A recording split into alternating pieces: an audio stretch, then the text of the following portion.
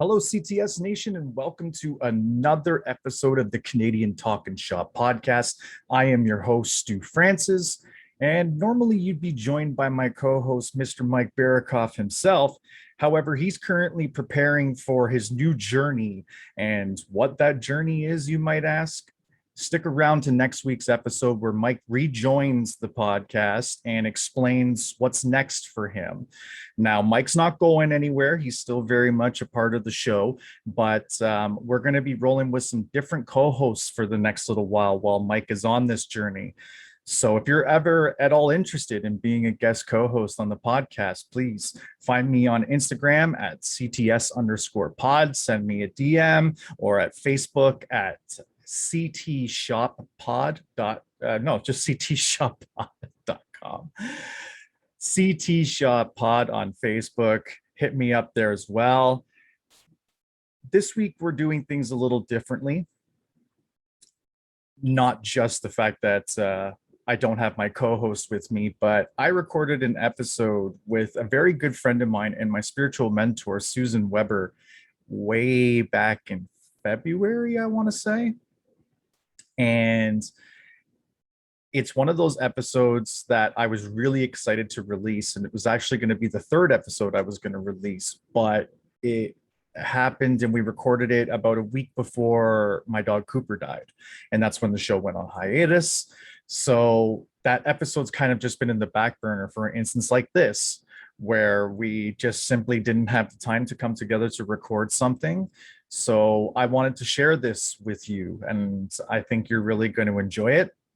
If you're watching on YouTube, it's back when we had the older format of no videos. So this is the only video that you're going to see. Unfortunately for you, you're only going to see me today. However, it's a really great episode. We touch on so many topics from spirituality to just life in general. I really, really hope you enjoy it. And stick around for next week and look for us next week on next Friday. We are going to have what I'm calling the never-ending conversation on mental health. And that's part one of the never-ending conversation of mental health. And I truly hope that I get to part 500, because mental health should never stop being talked about. And that's why we're calling it the never-ending conversation on mental health, because we're never going to stop talking about it on here. And there's so many ways you can talk about it, so many people you can bring on. I'm really, really looking forward to this. This is going to be one of the last ones that Mike and I record for a little while together as he gets set for his journey. So without further ado, I would like to present to you the latest episode of the Canadian Talkin Shop podcast with my guest, Susan Weber. It's been a while since we've had a conversation. I guess the last time would have been during your winter solstice meditation. Yeah, that's right. It's been a while. Holy cow. It's already February now, and with everything going on and people having to stay home, and I have a lot of time on my hands, of course. Right. And so I've basically just been taking time to work on myself, my physical health, my mental and spiritual health. Been working on my altar space and adding more plants to it and just honoring the space, and did my first ritual in it on, I guess it would be Monday, because that was in bulk. That was the Sabbath. It's the first Sabbath of the calendar year. Nice. Yes. So you've been clearly pretty busy then, because it's been, anybody listening that knows Susan, it's been impossible to get a hold of you through Facebook Messenger. What the hell's going on with that? I have no idea. I have tried, I just tried shutting my phone off, turning it back on. I deleted it and re-downloaded it. I did the updates, and for whatever reason, I've checked all my settings on my computer and my phone.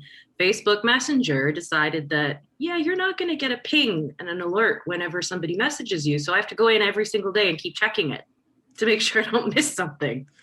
That's super weird, because even with settings like push notification and stuff like that being on, it wouldn't make a difference, because when we send messages to you, it appears on our end like it's not even sent. Okay, I have no idea. Facebook doesn't like me, but that's okay. I don't really care. Yeah, because at the same time, it allows you to take your time to do all the work on you that you've wanted to do, right? Well, yeah, it's kind of how I started to look at it. It was really irritating at first, but then the more and more I had to keep checking, I'm like, this is really annoying. But then I thought, well, I don't have to actually keep checking. I can just hit the pause button on Facebook Messenger for a little bit, which is fine. Well, considering you were going around 100 miles an hour and you had so many different events take place at the, like, what would I say, the last half of last year, and it's no wonder, like when my messages first weren't going through, I was thinking, yep, Susan's saying fuck the world. I know I'm here for all of you guys, but I need to be here for me now, so have a good new year, basically, is the way I took it. You aren't the only one, and it's funny because there's a few people who I've noticed certain people like to use certain mediums in terms of communication. So some people prefer Facebook Messenger, other people prefer email or text or actually picking up the phone. And I have to constantly monitor all of these different forms of communication, right? So one less to have to worry about was fine with me, but most people now have kind of just gone straight to texting me, which I personally prefer because I'll reply a lot faster. And I noticed. yes. and the other thing too is that way people have my number. So if they need to get hold of me, if they're, having a shitty day and they need a little bit of an ear to listen or a little pick me up, some advice, as I've said to you guys tons of times, I'm here for you all, no matter what. But yeah, I did have to take a little time out for myself because I have been going a mile a minute. And, self-care is huge and important. And I had to practice what I preach, walk the talk, Absolutely. And considering what you do for your business, which we're going to hop into here in a second, it's pretty vital to charge your own batteries because you're constantly putting out energy of your own into all of us. We're not siphoning it because we're not negative, but in the same token, we're taking from you. And when you're constantly giving your energies, I'm an empath, so I totally understand what that's like to a degree, but to take that on a business level, that has to be super draining for you. It's, what, a lot of people ask me about that. And I'm also an empath myself, but I have learned the tools and techniques with which to protect my energy and know when I'm in a situation where I need to shut it down or open it up. Like when we have our meditations, I open up. And the other wonderful thing that I've been gifted with is the energy of Reiki and doing my level 2. And so a lot of people think I get depleted or drained when I'm supporting so many others. And yet I don't. To be honest with you, it actually fills my energy cup way over the top to be able to help other people. And I channel that Reiki energy so that way I don't feel drained and depleted. And, after meditation, I think I've told you guys this before, I'm usually like on a high and it takes me forever to get to sleep afterwards. You guys are all chill and zen and I'm just like surging with energy.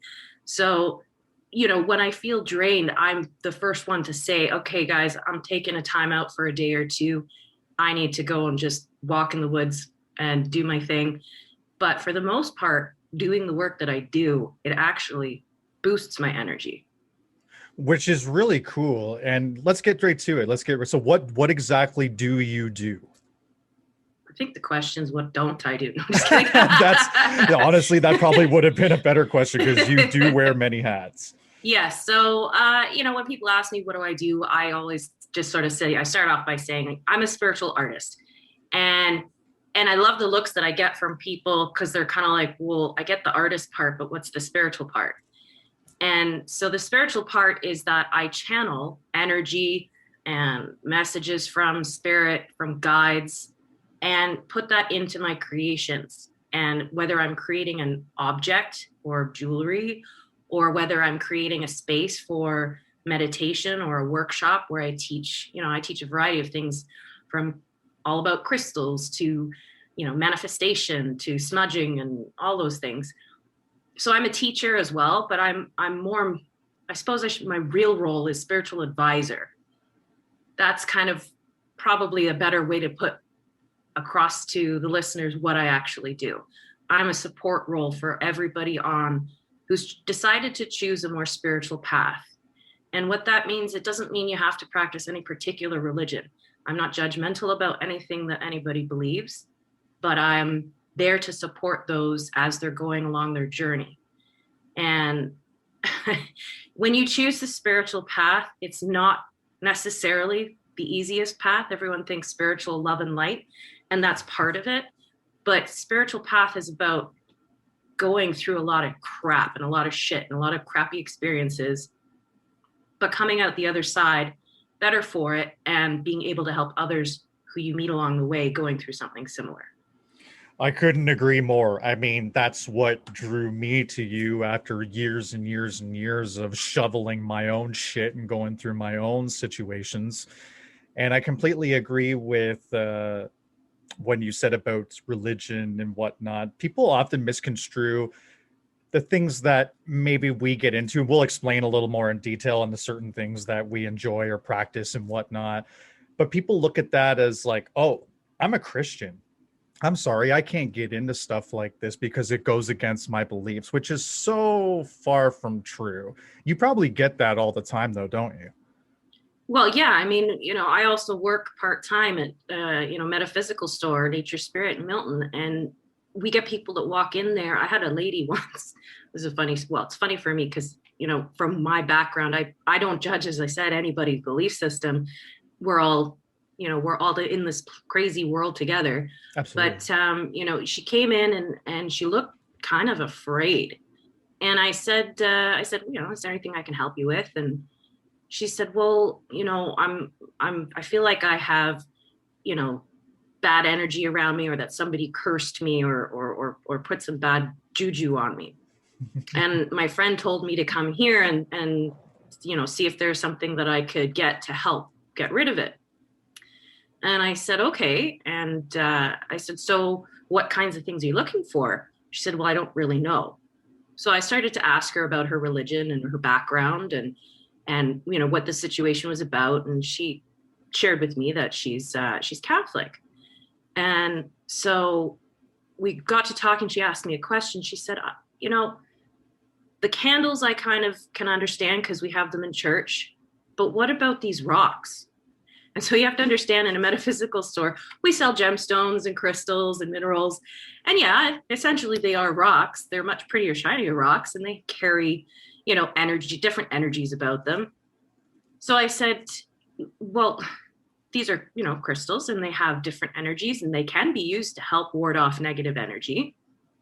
And she said, but if I have this in my home, isn't that a sin? And I said, like, you just giggled, right? In my head, I'm kind of doing the same thing because I'm thinking, how could something from the earth cause you any harm or negativity? So I kind of had to switch into a different language. And I call myself a translator sometimes because I have to speak many different languages. So I said to her, okay, well, you believe that God created the earth? Yes, she says. I said, so that means God created all of us, all the trees, the waters, everything. Yes, she says. I said, well, where do you think these rocks come from? And she looked at me and I said, well, they come from the earth. So thereby, God created these crystals so he wouldn't create something that would bring you any harm. And it was like a light bulb went off in her head. And she was like, oh, I never thought about it that way. I've always been taught that this stuff is kind of, like voodoo or black magic. And I said, but it's, as you said, it's rocks. It comes from the earth. How could that be bad? So she kind of left the store with the black tourmaline, no less. A rock. One of the most darkest ones you can get. Yeah, but it's for protection, and absolutely, and a couple candles, and she sort of like had her perception changed a little bit about what metaphysics is and what spirituality is to her, and how these other things are out there, but they're not saying you can't do this and you can't do that. There's no judgment. So if you want to have a pretty rock in your house that brings you comfort, that you're warding off negativity, then that's okay. There's nothing wrong with that.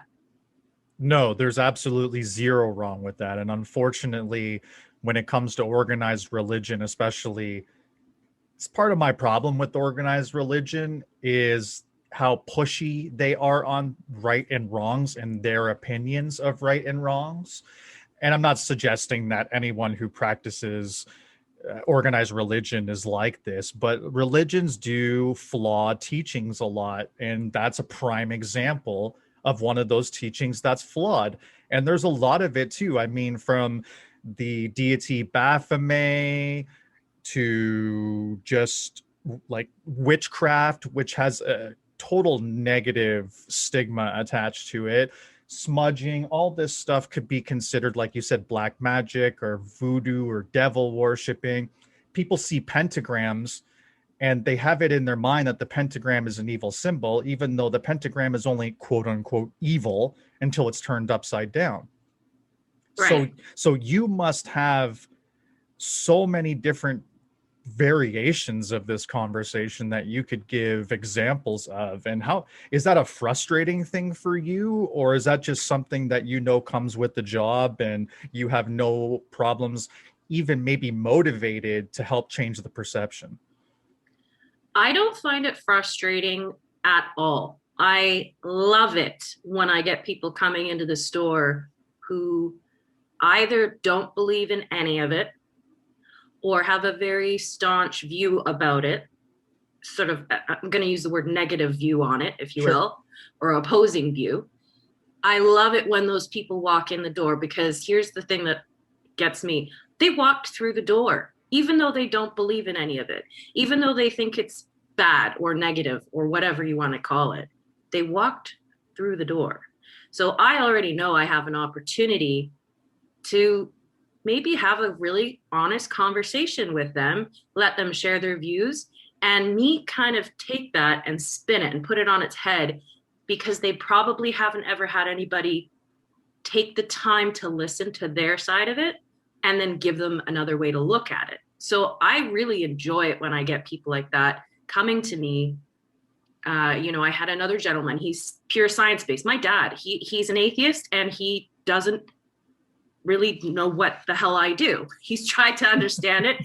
He's supportive, but there's people who come to me who are very science-based. And they go, oh, this is all a bunch of woo-woo bullshit. And I go, okay, let's have some fun.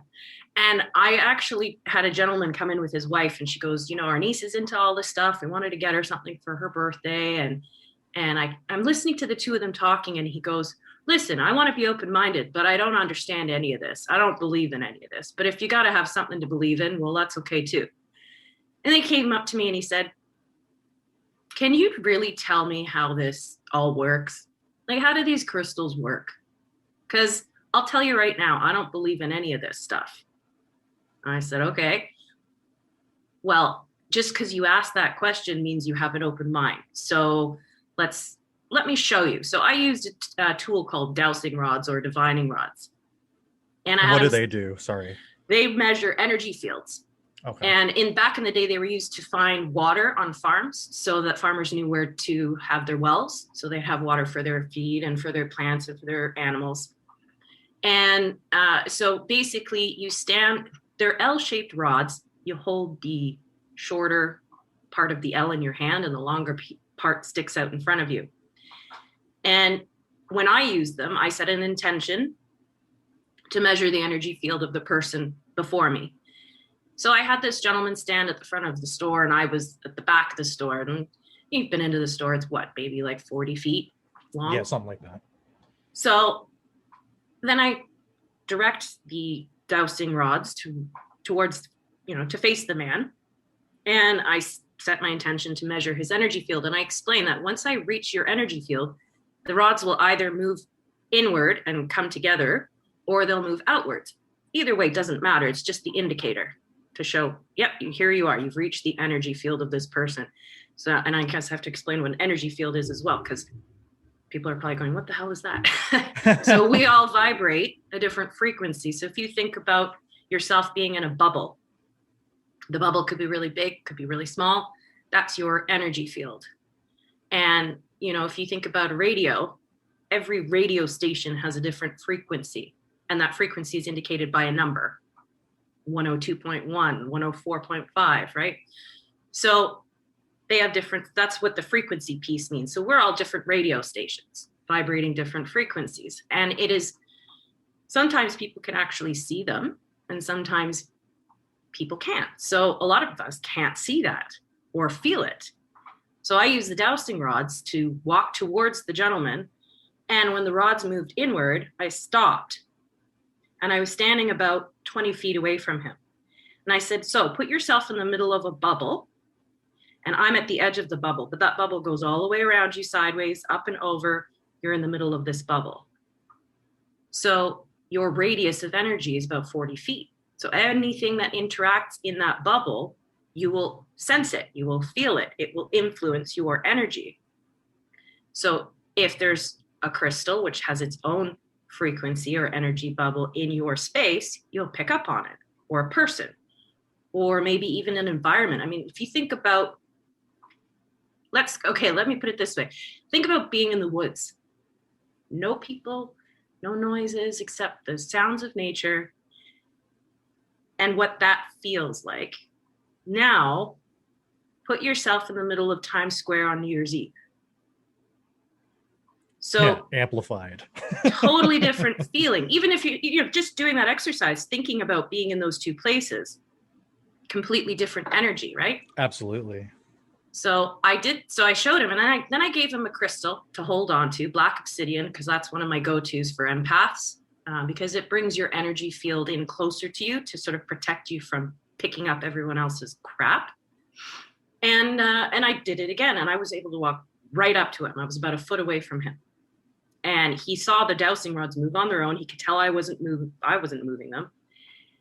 And he just had this, that little emoticon with the mind blown? Yep. That's what he looked like. And I said, so that's the science part, because dowsing rods are used to find water. They're used to find electrical cables. They're used to find any source of energy.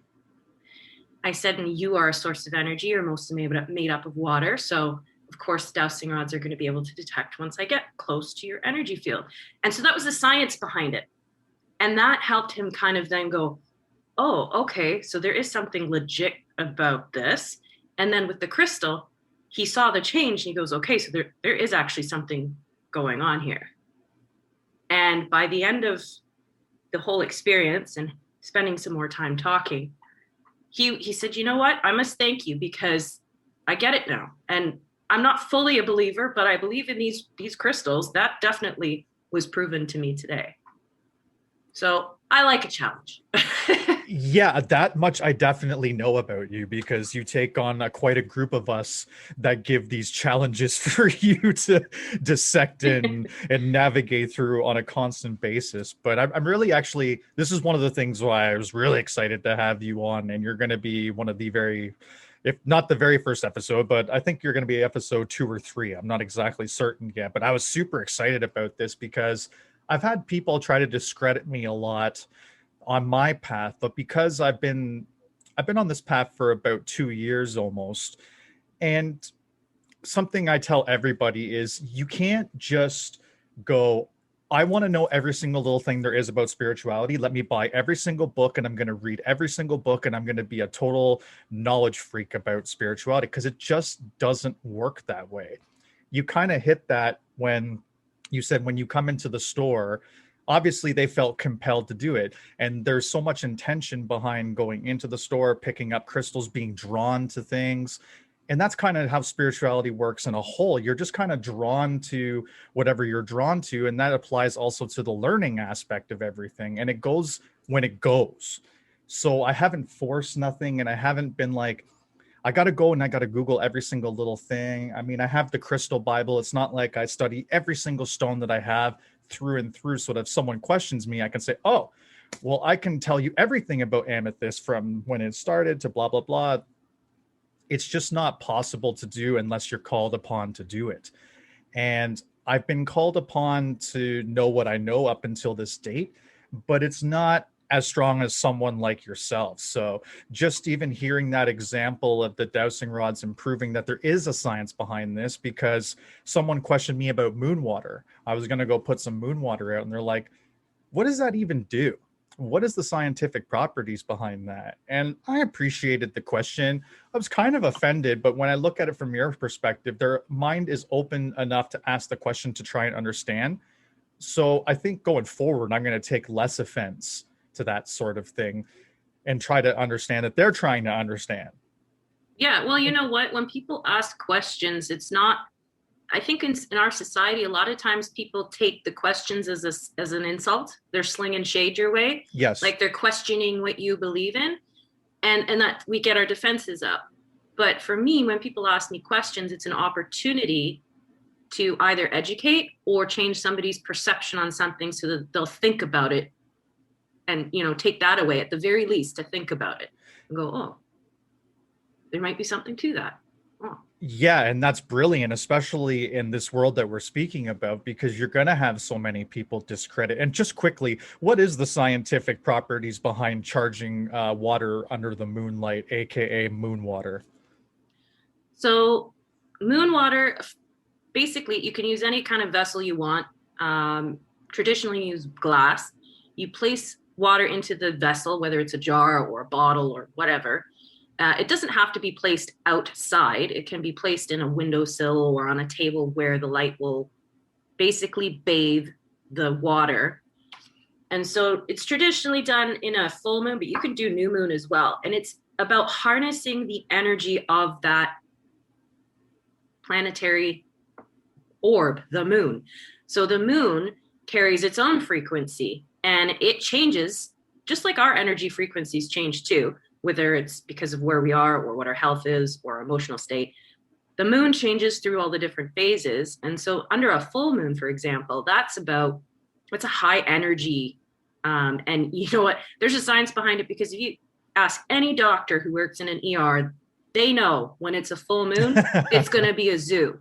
And you ask any nurse or doctor who works in the delivery wards, they're always busiest on a full moon. So the moon actually pulls, the moon and the earth, they rotate and orbit around one another. There's a gravitational force between the two. But the moon energy, when it bathes the water, it changes the frequency of that water to the frequency of the moon. So if you want a full moon water, it's because you want to use it to help you with manifesting and taking action and bringing things into your life. And or full moon's really good for releasing and letting things go, because it's shedding the light on the stuff that you don't need anymore. And you're acknowledging it and you're saying, I don't need this anymore. I'm done.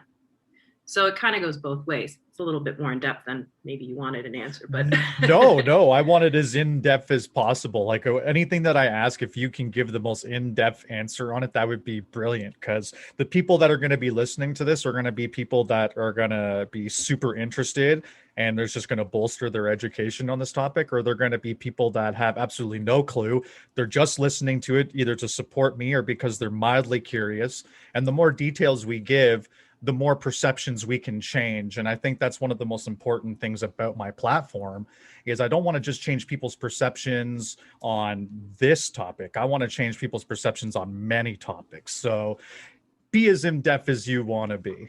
All right, sounds good. And I think what you're doing here is starting conversations. Like you're starting the conversation with whoever you're interviewing, but whoever's listening, take something, whether it's just one little piece of the podcast away, and they might start a conversation with a friend or a family member, and that's what it's all about. It's about communication, and it's about sharing knowledge and understanding each other a little bit better, because there's such a stigma around so many things in life that, you shouldn't talk about that, or you shouldn't question it. I don't believe in that. I think you should always ask questions. Absolutely. I think it's fucking asinine how much shit we are subliminally or just blatantly taught that we just can't speak about, that we just have to be quiet about. And someone growing up with anxiety, depression, parental issues, medical issues outside of the mental, more the physical, different things that I'm interested in, stuff like that. When along the way did we lose ourselves, essentially? Because all we try to do is keep ourselves in, and we're just stunting our own growth by doing this. And whether that's speaking out loud about something that we feel passionately or strongly about, or whether that's chasing or reaching a goal, I don't know. There's just something about stigmas that to me have to die. We're in 2021 and we still have stigmas around mental health, gay and lesbian rights, et cetera, race issues. And I'm thinking to myself, what the fuck? This doesn't make any sense to me why we're still stuck in this. So yeah, I do want my platform to be something where there's going to be a lot of fun conversations and there's going to be a lot of things outside the real world, but I really want to hone in on having great conversations about things in the real world to open up people's eyes, because we need to knock these barriers down, and not enough people with these platforms do this shit. I'm sorry if that personally offends you if you have a platform, but if you have a platform to use your voice and you don't use it, you're essentially wasting your platform, in my opinion. Yeah, well, there's got to be purpose behind what you're doing too, and I think that, like I said, in terms of your platform, it'll start conversations. It'll get people thinking. You know me very well in the sense that when people meet me, they often say to me, you're so calm and you're so like, I'm going to use the word grounded, a woo-woo word. Here we go. So grounded. What does people say? What does grounded mean? And I go, well, it means that you've centered your energy, that you feel stable, confident. You can stand tall like an oak tree and not feel like anything's going to knock you over. You're balanced. That's what grounded means, right? But people say to me, yeah, you're very grounded, very calm. I didn't used to be. I wasn't always this centered. I was very, very scattered for a really long time because I didn't have any understanding of energy. And that was a huge piece in my life. And I meet a lot of people when I explain that dowsing, when I do the dowsing rod demonstration, or I explain about the energy bubble or the energy field, whatever you want to call it, it's like an aha moment goes off and they go, well, yeah, actually, when I think about it, when I was a kid, I really felt really scattered and high anxiety, and I never understood why. That's because a lot of this metaphysical stuff was kept in the closet.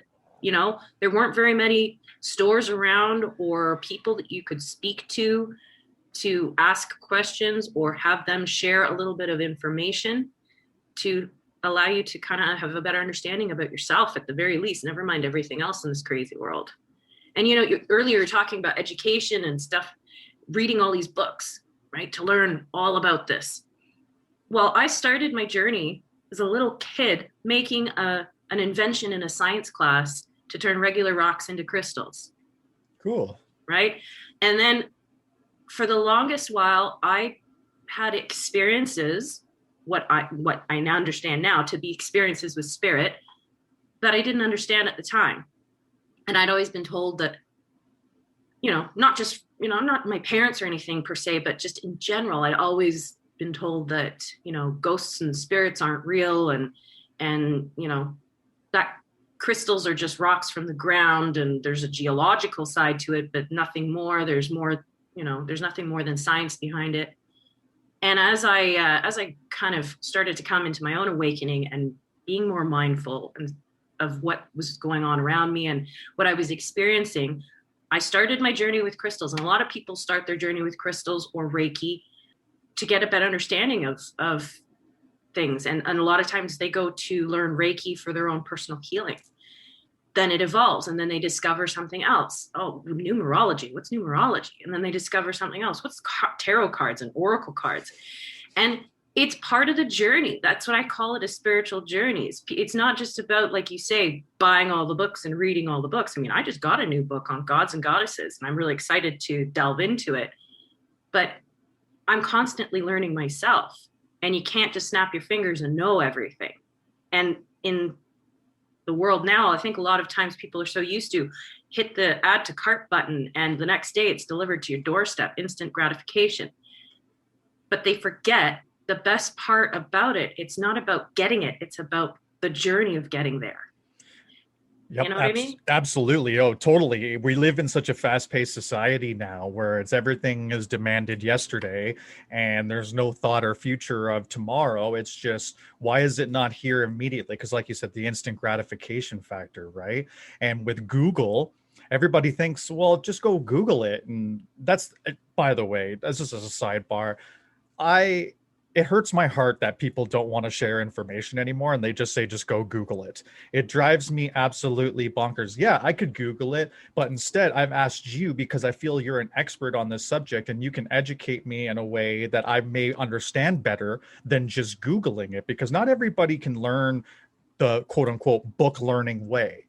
Sometimes they need someone to explain it to them in a way that makes sense. So it drives me bonkers when people say Google it. But that's the problem, is that you can get the information if you can understand and read and learn that way very quickly. So everybody thinks that everything has to be immediate, which it's a detriment to everybody. Everybody needs to slow down. And like you said, journey, right?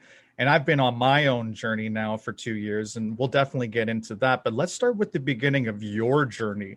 I find that most interesting because as much as we know each other, we've never really dived deep into your own life. So when did it start for you and how did it start for you? Well, like I said, from a young age, I was really into crystals, into, it was more geology then because that's how I was, educated about it. Nature, really creative person.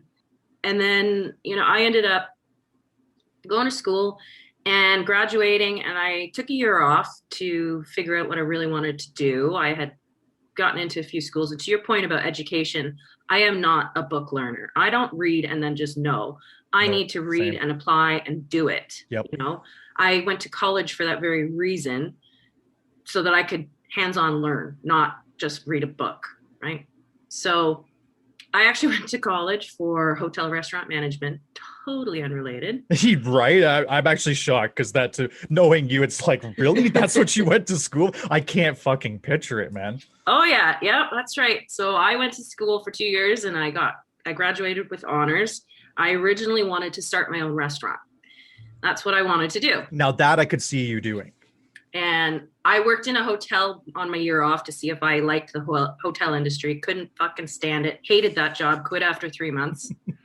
But then I went to get my bartending license, and that I absolutely loved, the mixology. And when I was in college, my last semester, we had a wine education course. And that sounds like a lot of fun. And trust me, it is, because you do get to drink wine in the class, which is awesome. But a new interest was sparked inside me. So I did really well in the class because I was so fascinated with how every bottle of wine from certain regions could become so completely different depending on when you opened it. Bottles of wine were like people to me. The more they aged, the more they changed, right? Yep. So I got into the wine industry after that, and I worked in the wine industry for 10 years. While I was in the wine industry, I met somebody, and that individual was, or is, I should say, they're still here. They're a very, very gifted and talented medium. And by medium, they communicate. They're basically the middleman between you, giving you a message from spirit. Okay. And so they actually happened to be my hairdresser. And they asked me a question one day, and I don't even, to this day, I don't remember what the question was. And I said, well, you can't ask me that and not go into it a little bit further. And they said, are you 100% sure you want to know?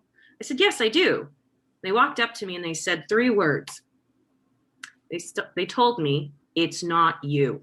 To understand why that was so relevant to me, I was in a relationship with somebody who is pretty narcissistic and emotionally abusive.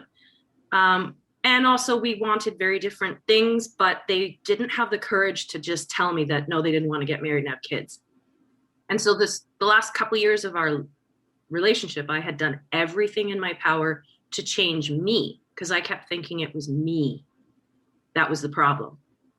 As we often do in these situations. Right. And this person didn't even know that this was going on. So to have a stranger walk up to you and tell you it's not you, and you for years have believed that you've been doing something wrong or aren't good enough, just basically shook my whole world upside down. Oh yeah, like you can't see right now because this is an audio podcast, but I definitely have goosebumps even just hearing that, because how random is that? It's like, whoa. Right. And I burst into tears. I just burst into tears because it hit home so hard. And it was like a validation that I didn't know I needed. So then this individual said, well, let me do a reading with you, like see if I can help you through some stuff. As it worked out, I ended up leaving the relationship 2 weeks after this all happened. I met with this individual again, and we met up, and he said, who's the woman who plays board games with you? And I said, I think I know who you're talking about. He says, well, she never lets you win. I said, oh yeah, no, I know exactly who you're talking about. It was my grandmother. My grandmother was coming through. And in the reading, he said, your grandmother has a gift for you. She says you need to go where she is. I said, go where she is? Well, she's not here anymore. He said, but no, there's a place where you laid her to rest or celebrated her. And I said, oh, okay. So through this reading and from this message, I went to the place where my grandmother was, where we scattered her ashes. Right. And it's this nature area. And I was walking along the path, and I'm wondering, what's this gift my grandmother has for me? Because at this point, I didn't know anything about communicating with spirit or how to do it or any of that. And I was walking along, and I just heard this amazing sound. I'm like, what is that? And I'm walking, and I get up to this marsh, and it was all these frogs and bullfrogs. It was like they were singing an orchestra. And as soon as I got up to the marsh, it went dead quiet. And it gave me goosebumps because I'd never experienced anything like that before. I couldn't understand why they all of a sudden stopped, but I was just standing there. I wasn't moving. And all of a sudden, it was my very first experience with what I call download. So a message from spirit coming through me. Right. It was my grandmother, and I could hear her voice, and she said, trust your intuition. Number one rule. I just stood there for probably about 15, 20 minutes, kind of scratching my head, wondering, did I really just hear that? So question yourself, right? Am I going crazy? Like, what the hell was that? Yeah, that's a natural reaction. The next day, the same person who'd given me the reading, we were talking, and they said, you don't have, like, you've let people break all of your rules, and you've been breaking your own rules your whole life. And I'm thinking, well, this is weird, because she said number one rule, right? And I realized, yeah, I'd lost a lot of my direction, and I'd let people take advantage of me. So I decided right then and there that my number one rule would always be to follow my intuition, to follow those gut feelings that you get. And it doesn't matter if it's me being, a spiritual advisor or anybody on the street.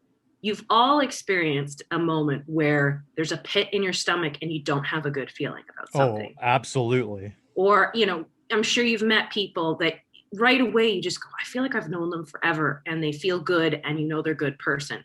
To the flip side, yeah. To the flip side, you meet them and they haven't done or said anything to you, or they're just meeting you for the first time, and you go, oh, ugh. You get a really gross feeling about them. That's your intuition. And that was my first lesson, was I had been ignoring my intuition. I had not been listening to my intuition.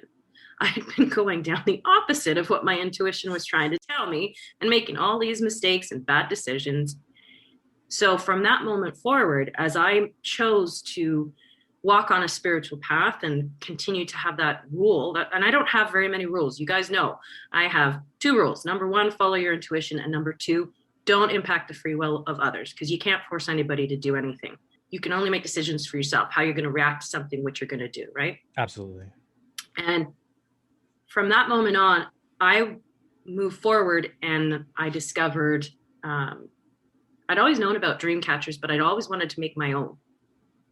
And I happened to be near Crawford Lake. So I stopped at Crawford Lake, and in the gift shop, there was a dream catcher kit.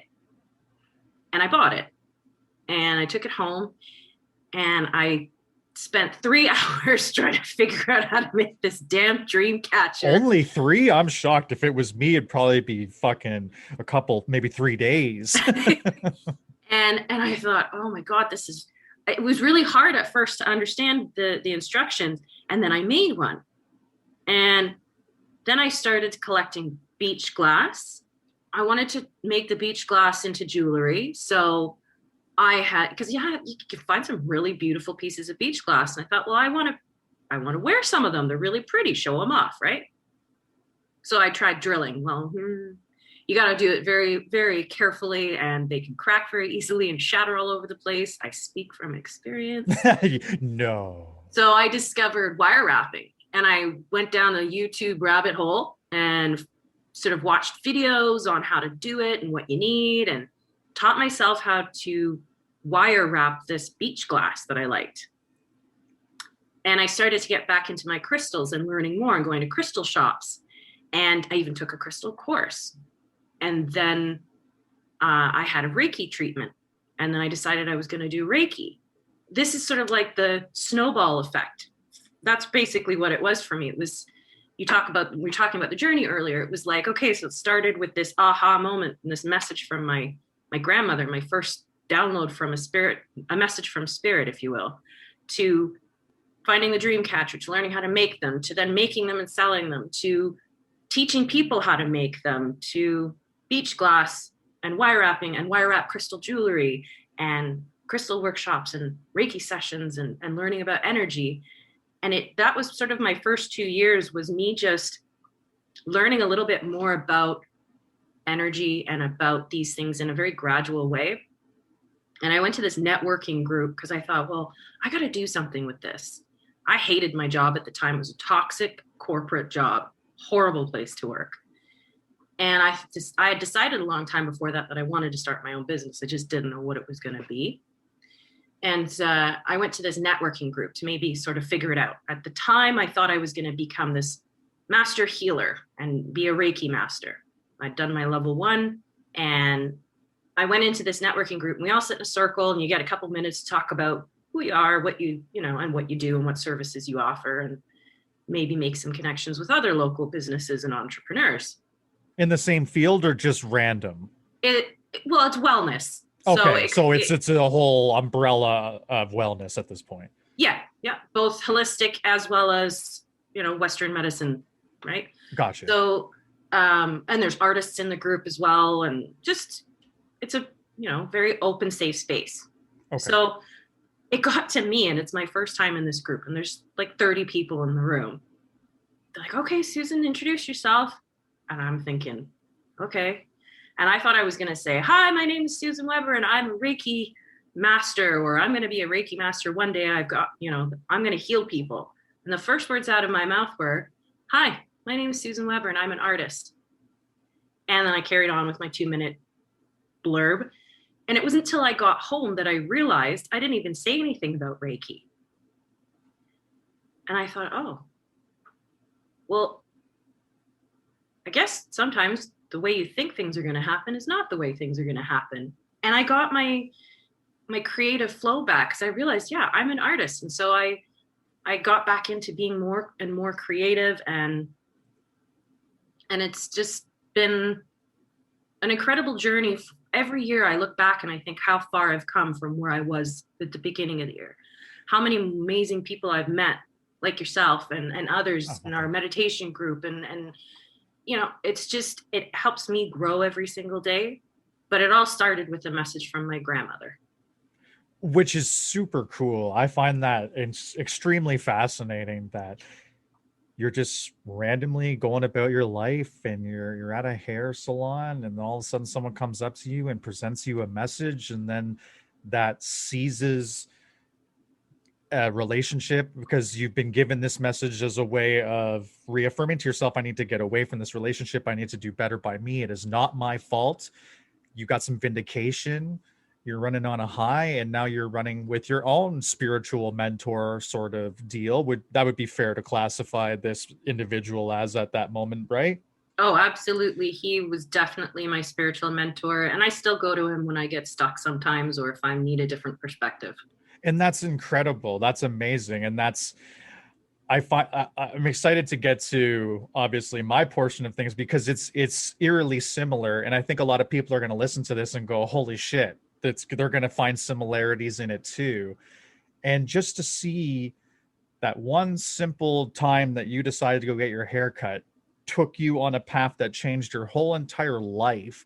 Isn't that incredible when you really sit down and think about it? Just go, man, what if I didn't get my hair cut that day? Where would I Yeah. be? And not living in the what ifs, but just as a sign of having gratitude for that moment, and gratitude towards yourself to go do something of self-care, aka get your hair done, Yep. and then be presented with this message from this random person who has now become an integral part of your life. That's crazy.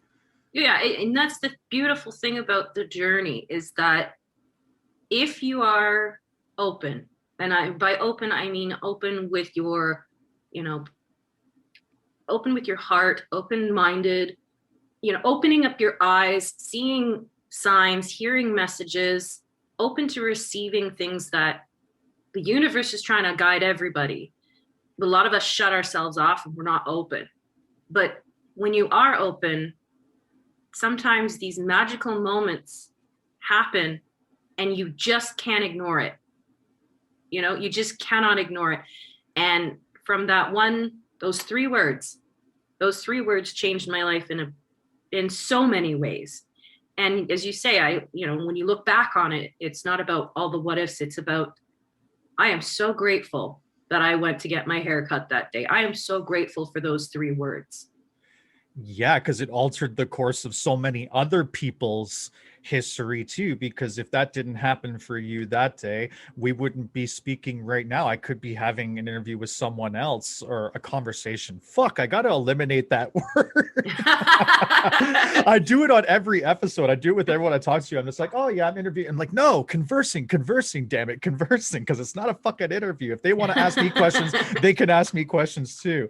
But going back to the point at hand here is that highlighting the journey from where you started to where you end up is great, but I want to kind of get into when you started your business, because we kind of left off there. But I find you gave me a piece of information, and we don't have to air this piece of information at one point, but we were sitting around a meditation circle, and I'm paraphrasing or paraquoting at this point, whatever the fuck, but you said,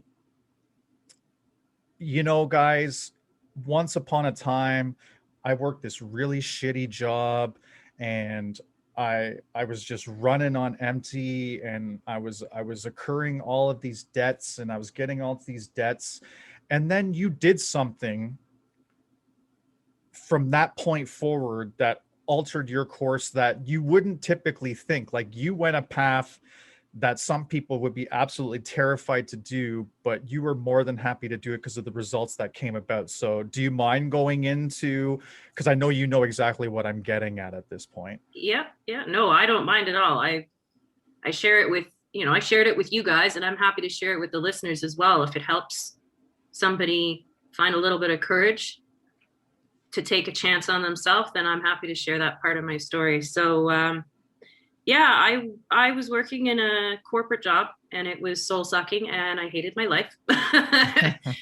And it was too much politics and backstabbing, and just, it wasn't a very happy environment. And I had been there for nearly 6 years. And I had been at this point working towards creating products and getting into markets to sell my stuff as sort of the beginning of my business. And so I was sort of working full time and doing my business part time. And I had this, every day I would wake up feeling like I was going to be sick and so stressed out about having to go into work. And I didn't want to go. And it was because there's always things that were going on, and people were coming down on me, and I just felt like I wasn't being appreciated and I was being bullied. So there was this one day, I'll never forget it. I'm at work, and all of a sudden I realized, hey, everything's going really well today. Like, it's a good day. There's no bullshit. There's no screaming. There's no arguing. Nobody's coming at me and blaming me for anything. Everything's going really well. My coworkers and that, we're all getting along. It was a great day. And it was the first time in years that I could remember having a great day at this job. And then all of a sudden I heard this voice. It's time to go. And again, I was still gaining my confidence with this ability to hear things from spirit. I didn't hear that. That was just my imagination. That was just wishful thinking. Yeah, well, it wasn't my wishful thinking because all day long, all I kept hearing was, it's time to go. In this very calm, firm way. It sounds like it's your intuition that's now telling you, you got to get the fuck out of here. Yeah. I ended up, I went home, I was with my partner, and I said to him, I think it's time for me to leave this job and start on my own and do my own business. And, we had a conversation about it, and he said, well, it has nothing to do with me. It's what you need to do for you. So I took a couple weeks to really, really think about it and work out a strategy plan because, we still got to live. We still got to have a roof over our heads, and figured out something. And so then I quit my job. And the day I left there, when I was driving out the parking lot, I was laughing and crying at the same time, because both of those things are a way of releasing energy. Yep. And I was crying because I just was so relieved that I didn't have to go in there one more damn day. And I was laughing because I was like, suckers, I'm out of here. That was the total opposite of what I was thinking. It was almost like, oh, I thought the crying was, oh my God, what did I just do? I'm going into the unknown. But at the same time, it's like, peace out, bitches. I never have to come back to this shithole again. Exactly. And I remember telling my parents, I was terrified to tell my dad that I had left my job and I was starting my own business. I thought my mom was going to be like the super supportive one, and my dad was going to lose his shit and be like, what's wrong with you? How are you going to pay your bills? And it was the exact opposite. Strange. My mom, she's been in that generation where like you have to provide for your family, and it doesn't matter if you hate your job, you just got to stick it out and chin up, like get through it. But my dad had owned his own business, so he was excited for me and happy that I was going out on my own to do my own thing. In the beginning, it was really tough because I did have to go get a part-time job to supplement my income, but I'd acquired, as you mentioned, these debts. And it was all for a car. I'd gotten a loan to buy a car, and I'd more than paid the loan off, but other things in life happened, and I was just falling further and further behind, and the interest rates were killing me. I just couldn't keep up. And now, of course, I wasn't making the same amount of money I was. I did make a decent salary, and that was cut in half, basically, just working part-time and doing markets and stuff. It was just before Christmas, and I was getting the decorations out, and my partner came home and he said, what are you doing? Like, this Christmas, we aren't even going to be able to give each other a gift because we just don't have the money. And I said, well, I thought I'll put up all the decorations, just to kind of bring in some Christmas cheer. And he said, what are you going to feel in the morning on Christmas Day when you wake up and there's nothing under that tree? How are you really going to feel about it? If you're going to feel happy because there's a pretty tree with sparkly lights and ornaments, then do it. But is that really how you're going to feel? And of course, started crying. No, that's not how I was going to feel. I was going to feel devastated and like I'd failed because I had left a secure job to pursue something that I'm passionate about, and yet I wasn't making enough money to cover all the bills. Well, enough for my current bills, but not to pay the debt off. Right. You were basically borrowing from Peter to pay Paul, sort of deal. 100%. And so I put the Christmas decorations away, and I'd been asking the universe for a good year to help me get rid of this debt. And of course, you think of all these creative ways. I'm going to win the lottery. Some generous stranger is just going to give me a bucket full of money. Why not, right? It could happen. Of course. I listen to plenty meditations that tell me during prosperity sections that that's exactly how it's going to happen. Right. And so I kept asking for the universe to help me get rid of this debt. So I get on my computer and I said, okay, universe, show me what I need to do to get rid of this debt. You haven't brought me all these clients that I imagined maybe could manifest. I haven't been given the bucket of money from the generous stranger. So what do I need to do? And I found a trustee. And this individual works with people who are in my situation, overloaded with debt. And I went to see them, and they said, okay, listen, you got two options here, given your circumstance. Option number one, you do a consumer proposal. So that means you pay over 4 years a smaller monthly amount than what you're trying to pay off right now. Right. Or, and it's different for everybody. In my case, bankruptcy. You go bankrupt, you pay us, for 9 months to make sure that you're basically, quote unquote, learning your lesson, and you're coming to counseling and understanding how to manage your money better so it doesn't happen again. But all your debt is gone. If you choose bankruptcy, you just got to pay us for 9 months and then you're done. And then what sort of payments would you have to make, if you don't mind me asking? So and again, like I said, it's different for everybody based on the amount of debt you have, so on and so forth. In my case, it was option one, consumer proposal, pay $150 a month over 4 years. Okay. But of course your monthly payments are only $150, and I'm trying to compete with, $500-600 a month that I need to pay off. Right. So we'll give you, time to pay it back and we'll take some of the debt off. So it's only $150 a month, and your credit score will go down to 8. Keeping in mind 10 is the worst. Okay. Damn. So it doesn't matter if you're at 580, they'll send you all the way down to 8. Yeah. Holy fuck. So then so it's like on a scale of 1 to 10, I'm saying. So 10 being like the worst case scenario, you go to an 8. Bankruptcy for me was you pay us $200 over the next 9 months to sort of, go through your counseling and blah, blah, blah. And for us to handle all of this, basically you're paying them to take care of your debt, right, to make it go away. And so, or you can go bankruptcy, pay us $200 a month for 9 months, and all your debt is gone. It's going to be on your record for 5 years instead of the 4 years of the consumer proposal. And your credit, situation goes to a 9. So really there's a 1 point difference.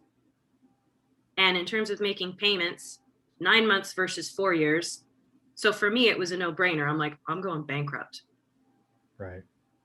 Yeah, I got an extra year tacked on to my credits, to show that I'm bankrupt, but I'm still young. I can wait an extra year. And if I only have to pay back somebody money for 9 months and then I have no more debt, I'm doing that. So I did. I walked in there, and on, what was it? It was the 23rd of December. I signed the paperwork and I was officially bankrupt. And what year was that you did that? Oh God, I don't even remember now. Are we past the 5-year mark then, essentially? This December will be the 5th year. Well, won't the winter solstice meditation that we do, it is kind of like medication. It's not far off, but the winter solstice meditation that we do this December is going to carry a whole new meaning for you, isn't it? Yes, it will, because it'll be finally expunged. But the point was, when I signed that paperwork and I left there, I felt this huge burden and weight had been lifted off my shoulders. I've been trying to pay back this debt for, 5 years.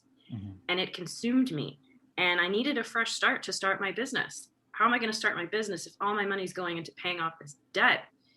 And I learned a really valuable lesson that a lot of people think bankruptcy is like, oh my God, you're bankrupt?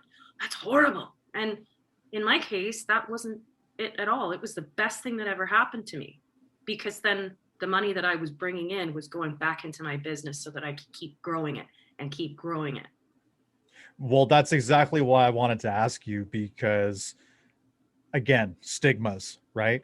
And then in this situation, and like you said, anyone hears, oh, you claim bankruptcy. What are you, some kind of drug addict? Do you not have your money down? Were you just frivolously spending? And that's not always the case. Sometimes people just get into situations and life gets in the way. And I'm personally asking because I'm curious on some things, because I've had some debt that's been kind of haunting me for a while. And I don't know. My situation is obviously different than everyone else's, but I feel like it's hindering my next phases in life. But what I wanted to know was, okay, so they shoot your credit score down to like the actual number 9. Like if they was to do a credit ding, it would come up just 9 from I day don't one. remember the actual number. You'd have to ask. Like, if my advice would be to go and speak to a trustee and Sure, find sure, out. sure. But how long did it take for you to rebuild? And I don't need to know what your credit score is now, but how long did it take? Or like, are you in the process of rebuilding, or does that have to wait till the 5-year mark? How does that work? No, actually, after the 9 months, you can go and the trustee provides you with a couple of options where, and they recommend that you go and get a credit card. I know it sounds funny. Huh, we just took care of all your debt. Now go get a credit card. But that's how you build your credit score back up. That's right. And so you can get credit cards where you put your own money. You say, okay, here, I'm going to give you $500 on, it's sort of like a debit card almost. It's a like, secured credit card. but it still works like a credit card in terms of getting your credit score back up again. Capital One is really great for And that. Capital Actually. One's another one that I did end up going with, and they will give you a credit card. Doesn't matter if you've got bankruptcy on your credit status, they'll give you a credit card because they're one of the few companies that are trying to help people build their credit score back up. Yep. And they absolutely. see and understand that that's important for people. So once I'd finished paying the trustee and going through that, I was able to get a Capital One credit card. And I decided to put like my cell phone bill and my Rogers or Cogeco bill on it, because those were things I was constantly paying every month anyway. So slowly but surely it starts to build your credit back up again, because you're paying something off continuously with the credit card. And then you pay the credit card off and it raises your credit rating. Right.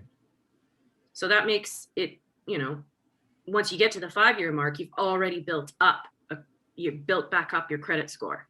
Okay, so at this point, then, when it comes to this December, your credit score is going to reflect as something that you wouldn't have had if you went the opposite route, because you probably would have continued on along the phases, right? Your business wouldn't have grown. You're still having the past come and nip you and nip you and nip you to the point where it probably would have been more detrimental to your credit score, because maybe you wouldn't be able to pay things on time. And we all know late payments, they always come with dings against your credit score, depending on how late they are.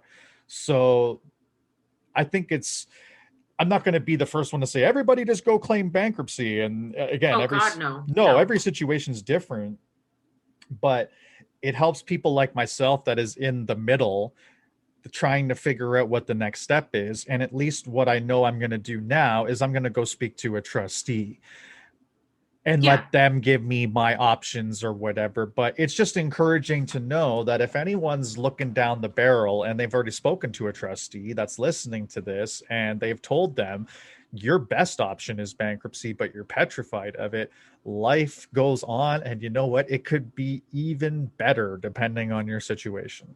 It's amazing how fast, whether it's a 4-year consumer proposal or 5-year bankruptcy on your record, it's amazing how fast those years go by when you don't have that heavy burden on your shoulder that you're stressing out about, right? That's 5 years that I didn't hurt myself, meaning stress on your body physically really hurts you, mentally hurts you. So that was 5 years of less stress for me. And if, waiting 5 years and then now I'm cleared and I can move forward, that's just the next step in my journey. And that's kind of how I looked at it, was like, I'm reducing my stress levels by a hell of a lot. Yeah, you are. And especially because your business, it started off the way it started off, but as you got deeper and deeper into your business and also working with, as you mentioned earlier in the episode, Nature Spirit, the metaphysical store here in town. And shout out to my ladies at Nature Spirit. I love you both. It's been a long time. Man, I miss going into that store, just first and foremost, before we get into this. Yeah, because I guess they just have, it's just Suzanne there that's handling the curbside pickup, or? Yeah, at the moment, it's not really that, like, we've got the online orders coming in, but it's nothing that she can't handle on her own at the moment, since she lives so much closer than I do. She's kind of manned the fort, so bless her heart for doing all the work at the moment, Yeah, you and she know? lives closer than Bev too, so it makes total sense to do it like that at that point. But you started getting into the meditations and offering courses and guidance and all this stuff. I truly believe you wouldn't have been as effective, or you might not even have got to that stage of being able to offer those services if you were carrying that burden and that stress within you. Absolutely. Yeah. I mean, I'm sure you probably have a story about things that, something on your spiritual journey, like that you've been through where you've let something go, and knowing and seeing how you feel differently afterwards has made such an impact on your life, being able to move forward. Oh, for sure. I mean, I'll give you an example of something that right now. I won't go into too much detail because I promised myself I wouldn't speak about her too much on this platform because I just didn't want to give that sort of energy to this individual. But the person that people would know as my mother, who I refer to as simply just the birth giver now, uh, we came to a halt I'd say in summer going into fall. There was a situation where I was called upon from my own intuition to follow my intuition and move into their new home that they built. And I didn't have much of a history with my mom. And we looked at that as well, rather than getting into the whole story of things about my mother and I, which would be like a 3-part episode all on its own. She and I just we didn't have anything like much of a history. Like she wasn't much of a mother figure to me growing up throughout the years. So when it came to a point where I was going through a lot of spiritual healing, I thought this was the next step in my healing. And it appeared that my mother was going through her own journey and going through her own healing and dealing with her own things. So it seemed like this is the natural course of things to do, is to move in there. And I have my kid sister who was going through a share of different issues that I could help with. So I thought, great, okay, I'm going to move in and this is going to be awesome. Well, it wasn't awesome. And I'm not even going to get into why. It's not important, but it ended really, really poorly. And I carried with me a burden for quite a few months after that, because when everything flipped, it flipped on a dime, and it flipped on a dime quickly. And I literally had less than 24 hours to move out of this place for my own well-being. And plus that was going to be the wishes of the household at that point. Just get out and get out as fast as you can. So I had to move back to my dad's, and that was a little bit of a sting because I was living in this big house at this point, and now I'm moving back to a smaller space. But then as the anger started melting off of me, I realized how blessed I am to be in this space, because the whole time I was in this big, nice house where all this property and all these great things and these 2 new puppies and with my sister and all, there was an energy about that house that just was very, very toxic. And, my mother would be the first one to tell you that, because she'd go on about it all the time about how the energy was so toxic in this house and whatnot. It was just a very toxic and negative place to be. And when I come here, my dad is so easygoing and loving and will give me anything for my own happiness. He just likes to smoke his weed and chill and watch TV, and just knowing that I'm happy makes him happy. So realizing that when I came into this space, it gave me a lot of gratitude towards my situation, and that it's not exactly where I want to be, but it's where I need to be. And it really gave a sense of finality with my mother, because for so many years there was this hot and cold, hot and cold, hot and cold with our relationship. She would disappear, she would come back, she would disappear, she would come back. And this weighed on me for years and years and years and years. And it was only through retrospect, through my spiritual journey, how much that actually really affected me.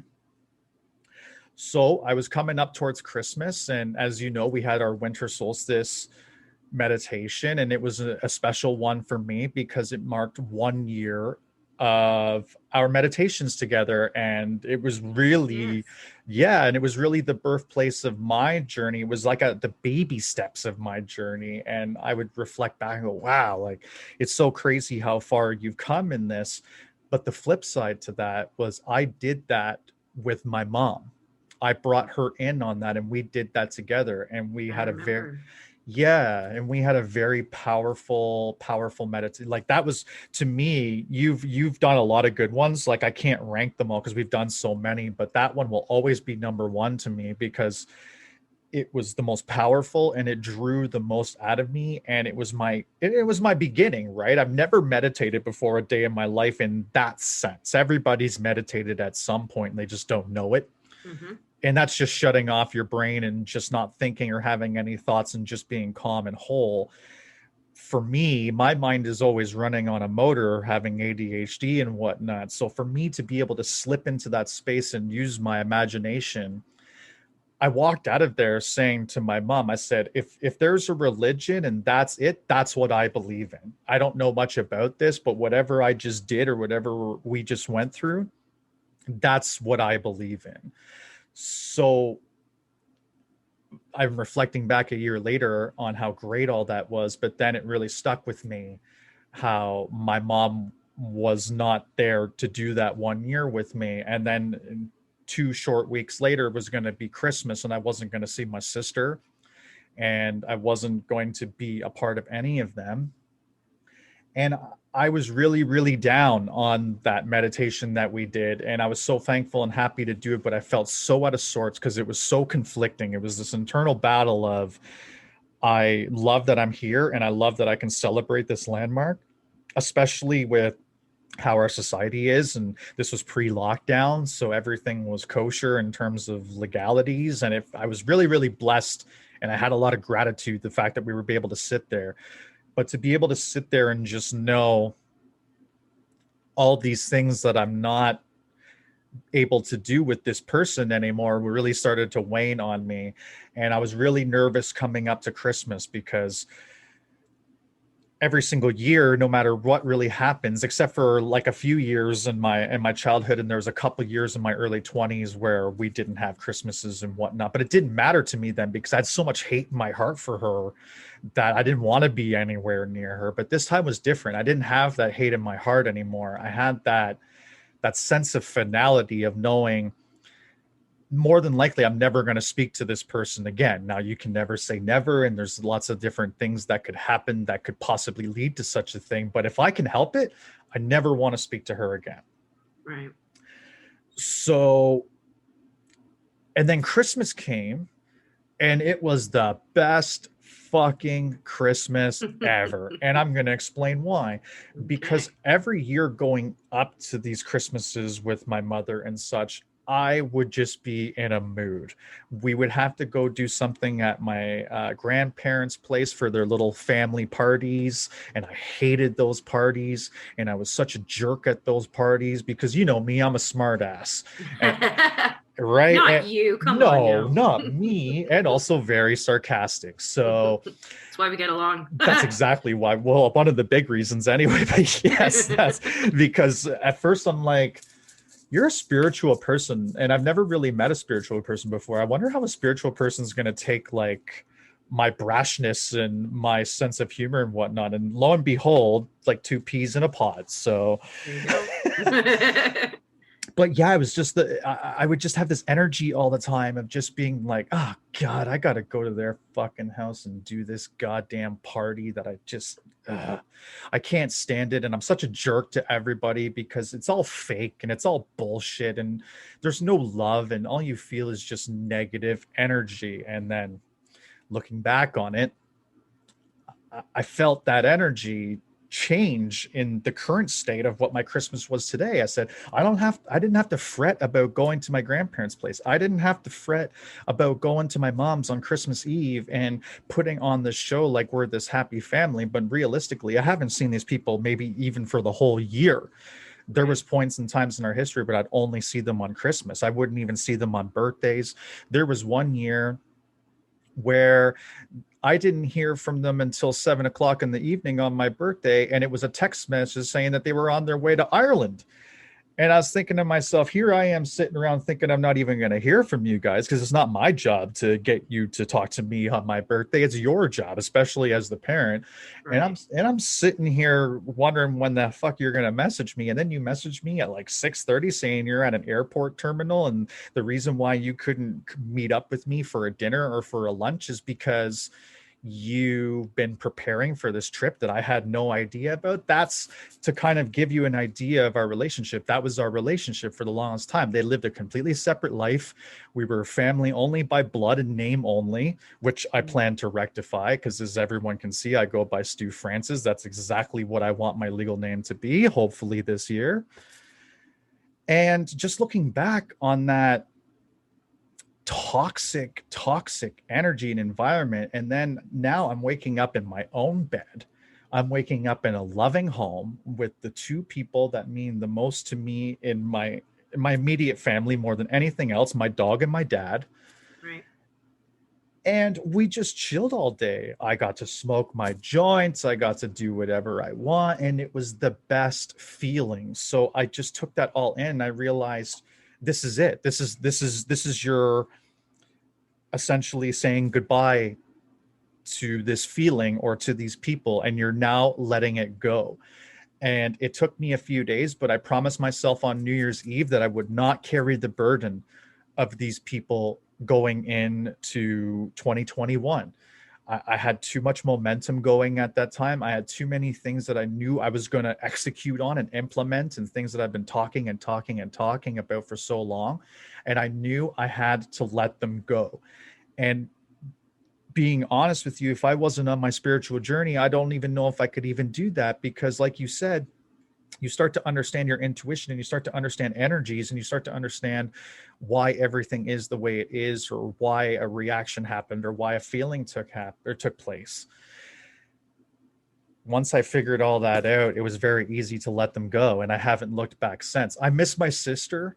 Right. We have a really odd dynamic now, and I'm not exactly sure what that is, and I hope, she's listening to this, and maybe she can be compelled to reach out, if she's even allowed to reach out. I don't know. That's how fucked up this situation is, to the point where I don't know if my communication's broken with my sister because of my birth mother or not. And this is the type of individual that she is.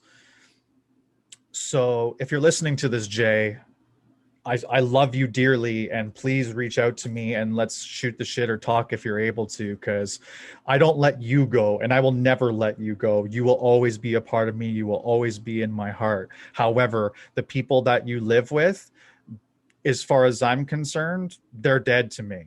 And not in a way that like they're dead or anything like that. It's just that they don't exist to me anymore. And I've let that go, and it's been such a beautiful release. Well, yeah, and I think, a lot of times we were talking about stigmas earlier, the stigma about being open and vulnerable, and sharing that story like you just shared with everybody. That takes that's part of the healing process, and that'll help other people who are listening to this podcast. And you being a male, you were talking about different movements and race and all religion and all that stuff, but men are there's a stigma around men sharing and being open and emotional and vulnerable, that it's just not done. That the guys have to be the tough, burly, we don't cry, we don't share emotion kind of thing. And that's a bunch of bullshit. Men have emotions too. Men are vulnerable as well. It's not just women. And we all need to acknowledge that there should be no reason that you can't share something with somebody. And part of the reason why we don't is because we're afraid of judgment. We're afraid of people thinking less of us for being vulnerable, or less of us for going bankrupt, that I'm weak because I went bankrupt, or whatever the stigma is. And we've got to, have more conversations like this. Everybody should be having more conversations like this. Don't be afraid to just be you. Remember back when I said those 3 words, it's not you. What it should be, it's I'm just being me, and here I am. And either you like me or you hate me. And if you don't like me, then you don't want to stick around my energy field, and you fuck off. And I'm okay with that, because if you don't like me, I don't want you around anyway.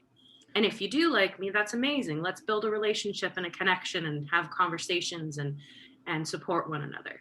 Well, it's that need to please, right? It's that need for everybody to feel comfortable around everybody by pleasing the other person on their perception of what they think the other person thinks of you.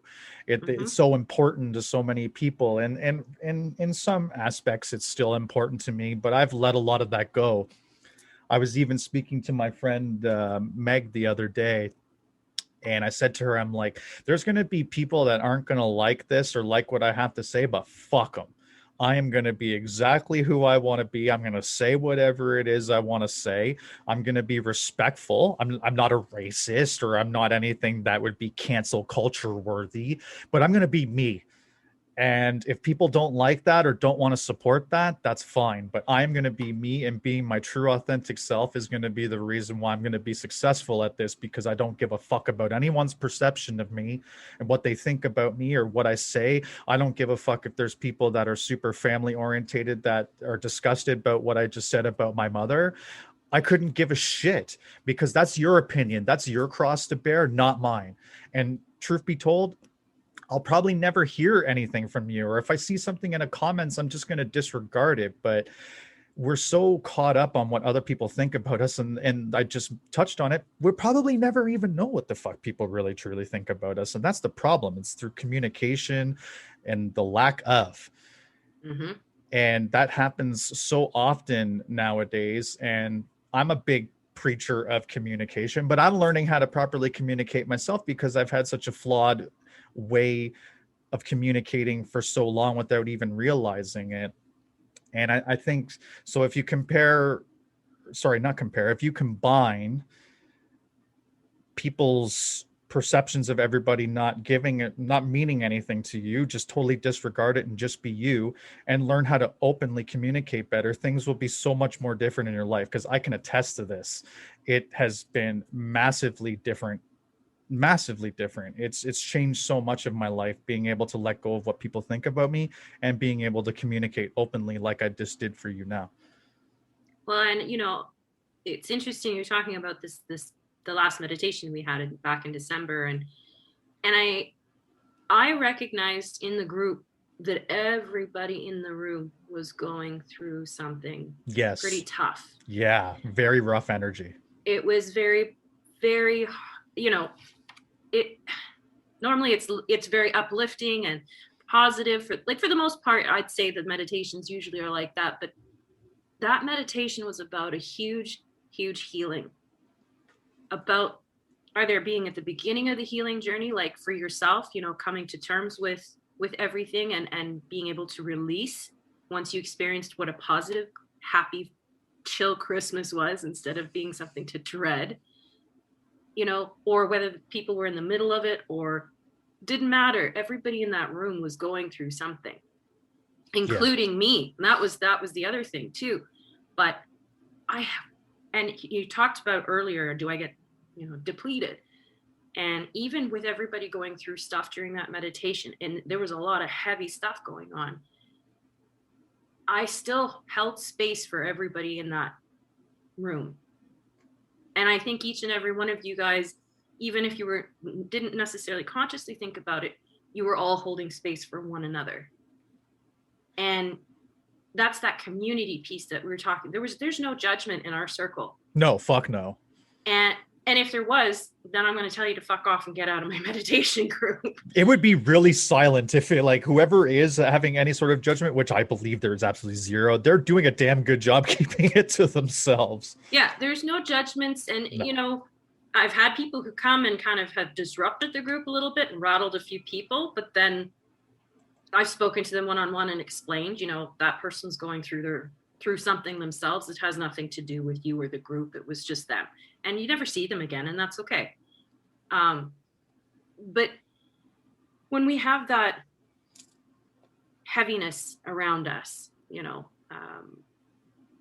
oftentimes people think that you shouldn't feel it. You should just shove it down, bottle it down, pretend it's not there, distract yourself. But we all go through times of heaviness, of hardship, of grief, of pain. And the worst thing people do is push it down and don't Yes. acknowledge it Mask it, use drugs, things of that nature. and say, you know what? I feel like crap today. I miss this person. I'm sad about that. I'm hurting. And they go, oh, I shouldn't be feeling that way, because that's, again, another stigma, right? But no, feel it, acknowledge it. You know, yeah, today I'm going to sit on the couch and I'm going to use a full box of tissues crying, and that's okay. It's okay to not be okay or feel okay. And it's okay to talk to people about it, because more often than not, you'll find when somebody comes to you, well, maybe you're also feeling the same way and you can lean on one another.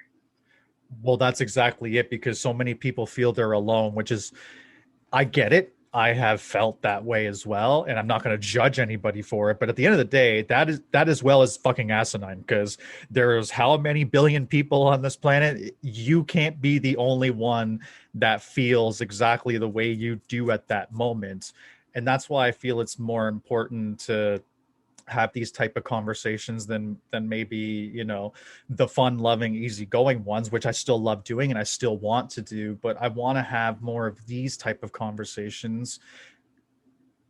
You pulled a card for me during a meditation, and you said something to me that actually really kind of struck my heart and made me go like, whoa.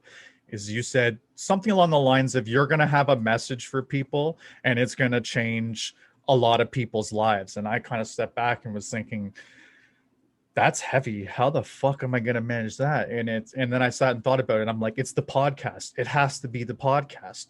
I'm so open and honest about my own life and my own trials and my own tribulations that people are going to hear this shit and they're going to go, wow, especially because, like you said, a man is designed and taught not to feel this way and whatnot. And I often struggle with how I am, because I'm like, for example, my mom's fiance thought I was gay.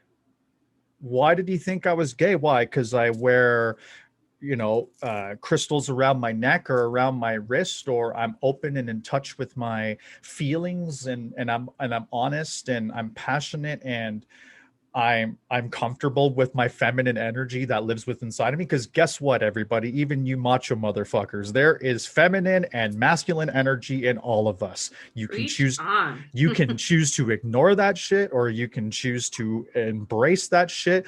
But just because you're a male and you feel different feminine energies, that doesn't mean you're gay.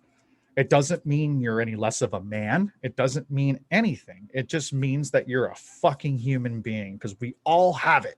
I choose to embrace it. So I'm hoping that even if just one dude hears this shit and is like, maybe he even cries during it because he has a similar situation with a mother and it reacts to him the same way. Fucking cry, let it out. Just that whole holding shit in does nothing, because you know what that does? It leads to numbing, and numbing leads to different sort of abuses, whether it becomes alcohol or sex or drugs or whatever it is to take your mind off the shit. It's toxic. We're told that communicating is toxic. No, holding that shit in is fucking toxic. And we need to change that narrative. So I appreciate the fact that you shine light on the fact that this is happening and encouraged me with that card reading during that meditation, because honestly it took me back so much to think like, wow, like I'm even getting emotional right now even just thinking about it, just knowing that whatever I say or my words or whatever stories I can share can impact people. That's so important to me, and I know that's important to you as well. So leading me into my next bit, you started a company, Spiritual Imprints. Let's change the topic a little bit. Tell me about Spiritual Imprints and how that came about. Well, Spiritual Imprints. So it's funny, I have all my old journals. I keep them all, and every now and then I sit down, I go through them, and I pulled out the journal actually just the other day, the one that has the page where I wrote down all these different names that I wanted that I was, playing around with for my business. Right. And, it was spiritual something. And then I had like 10 different options there. And I kept going back to spiritual imprints. And it's because I believe that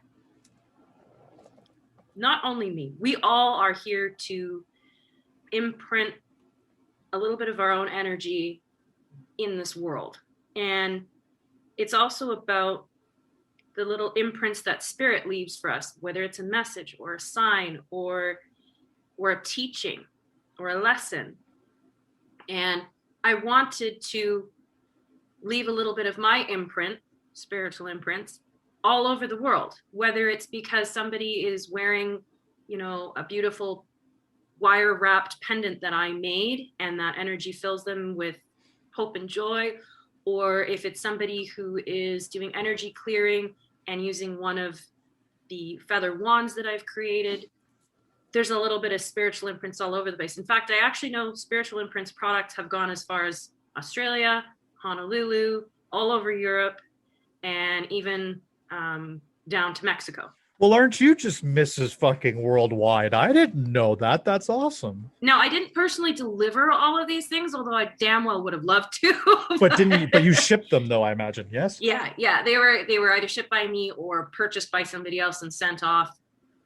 Actually, one individual, she's from Australia. She went back to see her family and I'd made a dream catcher for her, but she'd asked me to leave the feather pieces, just to give her the last finishing touches, but not to put feathers in it. Right. She was giving them to her granddaughters. They live on a farm, and so they were going to go around the farm and collect their own feathers and add them to the dream catcher themselves, which I thought was so beautiful that she, I started it, but they finished it together. That was part of the gift. It was the experience of going and hunting and looking for all these feathers. And she sent me a picture of it, and it looked so beautiful. But spiritual imprints, it started with me having a vision of one day opening my own metaphysical store and healing center, because I had been going to these stores for a couple of years at that point and realizing how I felt so much better after going for a Reiki treatment, or just being in one of those places and selecting crystals that made me feel happier or lighter or calmer. Whatever I needed, I could always find what I needed in one of those stores. Not in a pill bottle, not in, other kinds of bottles, but it was, and it wasn't hurting anybody else. And so I thought, well, I want to create my own business where I can help other people on their journey. I was lucky enough to have a really great mentor and still have that person to go to. And if I could even be half of that to somebody else, or if I can even just share, one lesson or teaching or story with somebody to help them on their journey, that's me leaving a little bit of spiritual imprints on their heart so they can move forward. And it started with creating products such as the jewelry and dream catchers, and it's moved and evolved. It's like, it's constantly changing. And I just keep asking people, what do you need? What do you want? Or you, for instance, will come to me and say, hey, can you do this for me? Because this is what I want. And I go, yeah, sure, I'll figure it out. That's how the altar cloths came to be, in offering, was you asking me to make you one. I was like, okay, sure. Which was pretty badass, going into your apartment, aka your store as well, since you run your store out of your apartment, and seeing a whole whack of them. I'm like, that's fucking cool. Yeah. And a lot of my clients, I love my clients because they're constantly giving me ideas, or, even just sharing in stories and things. And suddenly I'll have this aha moment. Oh my God, I need to create something for that. And so that's where the name sort of came from. And as it's evolved, it's moved from just sort of jewelry and dream catchers to, crystals, pet collar charms for your puppies because, well, you know, and your kitties, your fur babies. And why not? Why shouldn't they enjoy some of that awesome energy of crystals? It's not just for us, right? Absolutely. So when I first started, I was very involved in learning more about the indigenous culture, the native indigenous culture here. And I'd taken a trip to Manitoulin Island and met a medicine man there, and he had taught me a lot. And I remember when I first got out of the car and my feet hit the ground, I said to my friend who had gone with me on this trip, I said, I feel like I'm home. It was the weirdest thing. I'm like, I don't understand this, but I feel like I'm home. And I learned a lot from other teachings, from other elders and indigenous people. And I'm so grateful that they've shared things with me because that helped me on my personal journey and looking at nature in this totally different way. One of the things that the medicine man on Manitoulin Island, his name's Falcon, said to me when he welcomed my friend and I, he said, you know, Mother Earth, we have to respect her. We have to take care of her. We have to make sure we give back to her and respect what she gives us because we need her. Mother Earth does not need us. She can take care of herself. In fact, we are hurting her if we don't change the way we're doing things. And that shifted, you know, a huge thing for me. Not that I'm, you know, littering, you know, was a litter bug or anything like that, but it really made me understand just how important it is to respect the earth and how to look at nature differently. And, oh, that plant can, you know, be beneficial if you have a headache, or this plant can be helpful for you if you have a tummy ache. So I started learning teachings more from the indigenous side of things. And like I said, you start off with one thing and then you move to something else because something else catches your attention. And that's how you learn, and that's part of the journey. And now I'm really connecting with my pagan side, my little inner witch. Yes, right? And that is very evident. I created this whole new product line because we had so many people coming to the store, and I had people asking me, they're like, where can I find herbs for rituals? Like, there's nowhere to buy them. And, you know, I had always wanted to learn how to make candles. And so I thought, well, I should make candles for the elements. And because, you know, you see candles for intentions of love and prosperity and stuff like that. But I hadn't ever seen anybody honor the elements, the 5 elements, earth, air, fire, water, and spirit, which, by the way, you were talking about the pentagram. That's what each of those 5 points is about. Earth, that's air, right, fire, people. Water, spirit. It's That's not it. fucking devil worshiping. It's exactly that. Yeah. I say to people because those who know me, they know I have a pentagram tattoo on my finger. Yeah. And people will see it and they'll go, and I'll know right away when I've found somebody who thinks it's devil worship because their look on their face is just priceless. But I say to them, okay, answer me these questions. Do you breathe air? Yes, I do.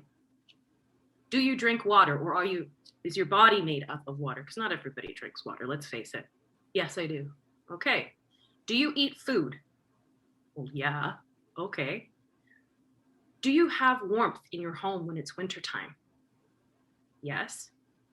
And is there a being or angels or anything that you believe in? Well, yes. So if you do all those 5 things, that's honoring breathing, the element of air, drinking water, the element of water, eating food, the element of earth, being warm, the element of fire, and believing in something, the element of spirit. So how is that devil worship? You tell me how that's devil worship. Sorry, but it ain't. So yeah, I've evolved, and it's always going to keep evolving and changing. I still have products that I create for people who they're not interested in pagan rituals and stuff like that, and that's cool. But they love my artwork and they love my jewelry. Or there's people who are, you know, full on pagan and they want to go more to the herbs and the candles and all that kind of stuff. So, and I'm open to whoever wants to come and talk to me about, you know, I'm looking for something like this in my life. Can you help me make it? Or can you make it? Or can you direct me to someone who can make it. I don't care what religion you're from, that you follow. I don't care what your cultural background is. I don't care what color you are, because you're all energy. Everybody's energy, right? And I'm here to support every kind of energy there is, every person out there. But I also put it out there too, to the universe when I first started my business: send me my ideal clients. And I made a list of what my ideal client was. So somebody who is, who's very happy to work with me, who wants to do their work, someone who is easy to work with, someone who is going to be a repeat customer and or bring me other customers and clients. And on this list went. And so I put that out there to the universe, that I'm only getting these clients. And I would say 99% of the clients I've worked with have been that ideal customer or client.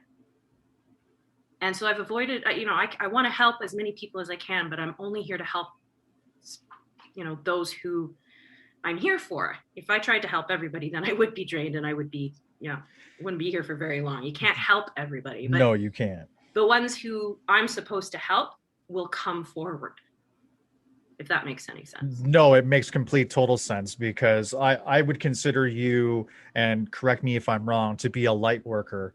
And Yep. Your light shines so bright that it just, I see it in our meditation circle. You literally draw in all sorts of different type of life to you. And I think whatever you manifested and set intention to or asked the universe, they granted it to you, because we have a pretty special set of people that obviously are within our meditation circle. But I know I haven't met any or all of them. I've only met the people that are pretty much within our meditation circle. But I know you have an eclectic and insane amount of people that come to you from all different walks of life. Like you said, maybe they want some pagan stuff, or maybe they're just like, you know what, I saw some cute bracelets on my friend's wrist and I would like to just get some of those. What are those about? You get your beginners, you get your intermediates, you get your experts, Mm-hmm. you get your bubbling people, you get everything. And it's really impressive to see. And I love that you've explained to me what spiritual imprints means, because I'm going to close actually with the imprint that you've had on me. But just that I've seen all the imprints that you've had on everybody else. And your story is super, super fucking cool, man, I must say. And Thank you. Yeah, it's just incredible that someone followed their intuition and took a chance on themselves and bet on themselves. And you're constantly evolving your business. Now, before we close down the shop and get into my story of how we came about to meet and the imprint that you've had on my life, where do you want to see spiritual imprints grow to, say, within the next, say, 5 years, just so that we can kind of get rid of these COVID years so you could really expand? Well, it's funny you're talking about COVID. I'm going to walk you through my happy place, my absolute magic manifestation, which has grown like a building. You start with a little house, and then you add a garage, and then you add a back, or second story. It's kind of like that. That's what my vision is. And I highly encourage people who are feeling really, really stuck and really down and really just lost or frustrated right now, because there's a lot of us.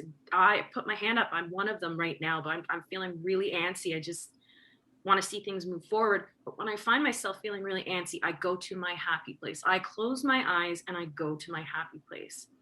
And you might not see it clearly at first, but just keep doing it. Just keep thinking of what makes you happiness, what brings you joy. Maybe it's a place you want to travel to. Just close your eyes and go there, to try and change and shift your vibration from a place of, anxiety, frustration, whatever it happens to be, to a place of happiness. So my vision for spiritual imprints started with just a metaphysical store. So I'll walk you through my layout here. I got my house on the right. As you're coming down the driveway into the parking lot, my house is on the right. And it's built from old shipping containers, and it's self-sufficient, runs on solar power. I have gardens to grow fruits and vegetables and take care of my family. And on the left is a big barn.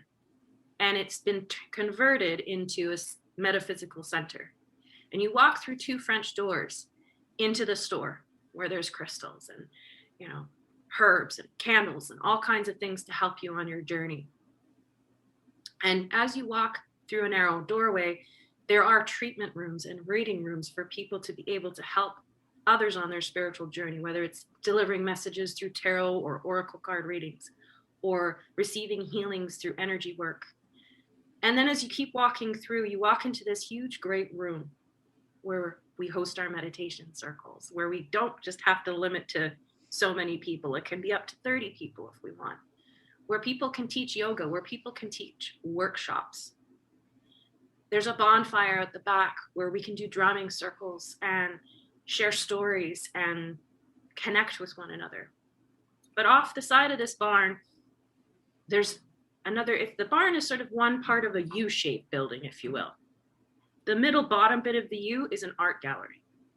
And the other leg of the U is a series of studios in all different kinds of modalities: carpentry, pottery, painting, whatever it happens to be, that artists can rent at a really reasonable rate to get themselves started and get them going. And once a month, the curation of the gallery is their artwork to support them. And it's on a big, beautiful piece of land. And I have trails that I can walk. Beautiful, beautiful trails, and other people can walk and connect with nature.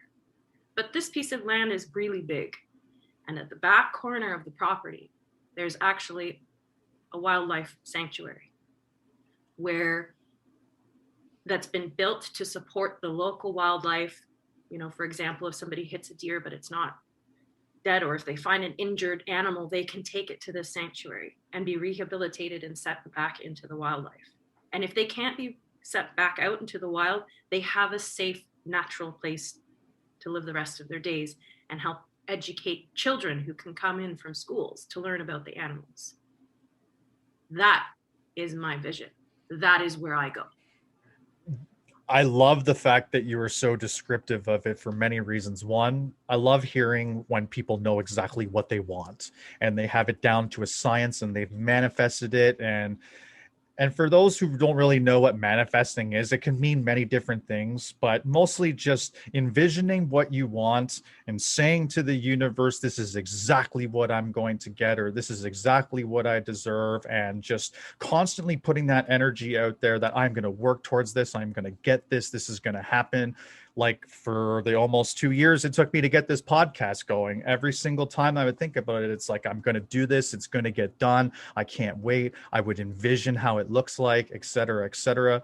That to me is manifestation, and you're manifesting this beautiful and wonderful thing that you just took me on a journey on, because you were so descriptive of it. Obviously, being someone that does the guided meditations, you're really good with that.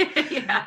And someone that's done your guided meditations, I know for a fact you're really good at it, but you just took me on such a detailed journey that it's like, wow, I can't fucking wait for you to do that, because I've known some of your ideas and you've explained it to a little bit to me. So, but to walk me step by step like that, I'm like, yep, I need you to do this. Like, you have to do this in your life. I need to pull up in that driveway, see everything you just told me on the right.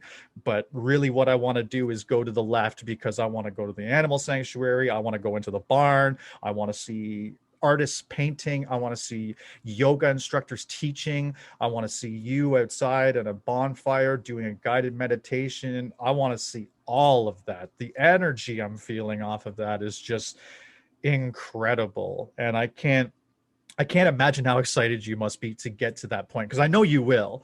Because if anyone's been listening to this and paying attention, when you set your intentions and you manifest, you get that shit done. Well, you know, it's funny. When I first started, I literally wrote down on a piece of paper, I set my intention for this or something better, because that's one thing I was taught. Don't limit yourself. This or something better. And I wrote down that I wanted to manifest my own metaphysical store. And that vision I walked you through started with just the home and the store, and it has evolved with the art gallery and the art studios, and then it evolved a third time with the sanctuary. But 2 days after I wrote that manifestation down, way back when I was still at the toxic job and trying to figure out my stuff, 2 days later, I got an email from one of the metaphysical stores that I used to go to all the time. And the owner, funnily enough, her name was Sue too, was retiring and selling the store. And if anyone was seriously interested, to reach out to her. Now, yeah, I mean, I definitely went and looked and talked to them, but of course I didn't have $700,000 to buy the business. But that's how quick and efficient it can be. It's like, oh, you want a metaphysical store? Well, here you go. But then you have to learn the lesson. Well, okay, I'm not quite there yet. I want it when it's the right time. Yes. You know, but the power of what your words and your thoughts are is insane to me. How many times I've heard from people, or I've experienced myself, where you have put it out there through thought, through prayer, through intention, through written word, doesn't matter. When you put it out there and then boom, it's like instantaneous sometimes, where it just, okay, here you go. You really needed it. Here you go. And there's so much power in that. So be aware. I want the listeners to really, really be aware of what you're thinking, especially what you're thinking, because we have over 40,000 thoughts in a day. I mean, it's insane how many thoughts we have, but really pay attention to those thoughts. If you're putting yourself down saying, I don't deserve this, or, oh, that could never happen. Well, that's what you're putting out there to the universe.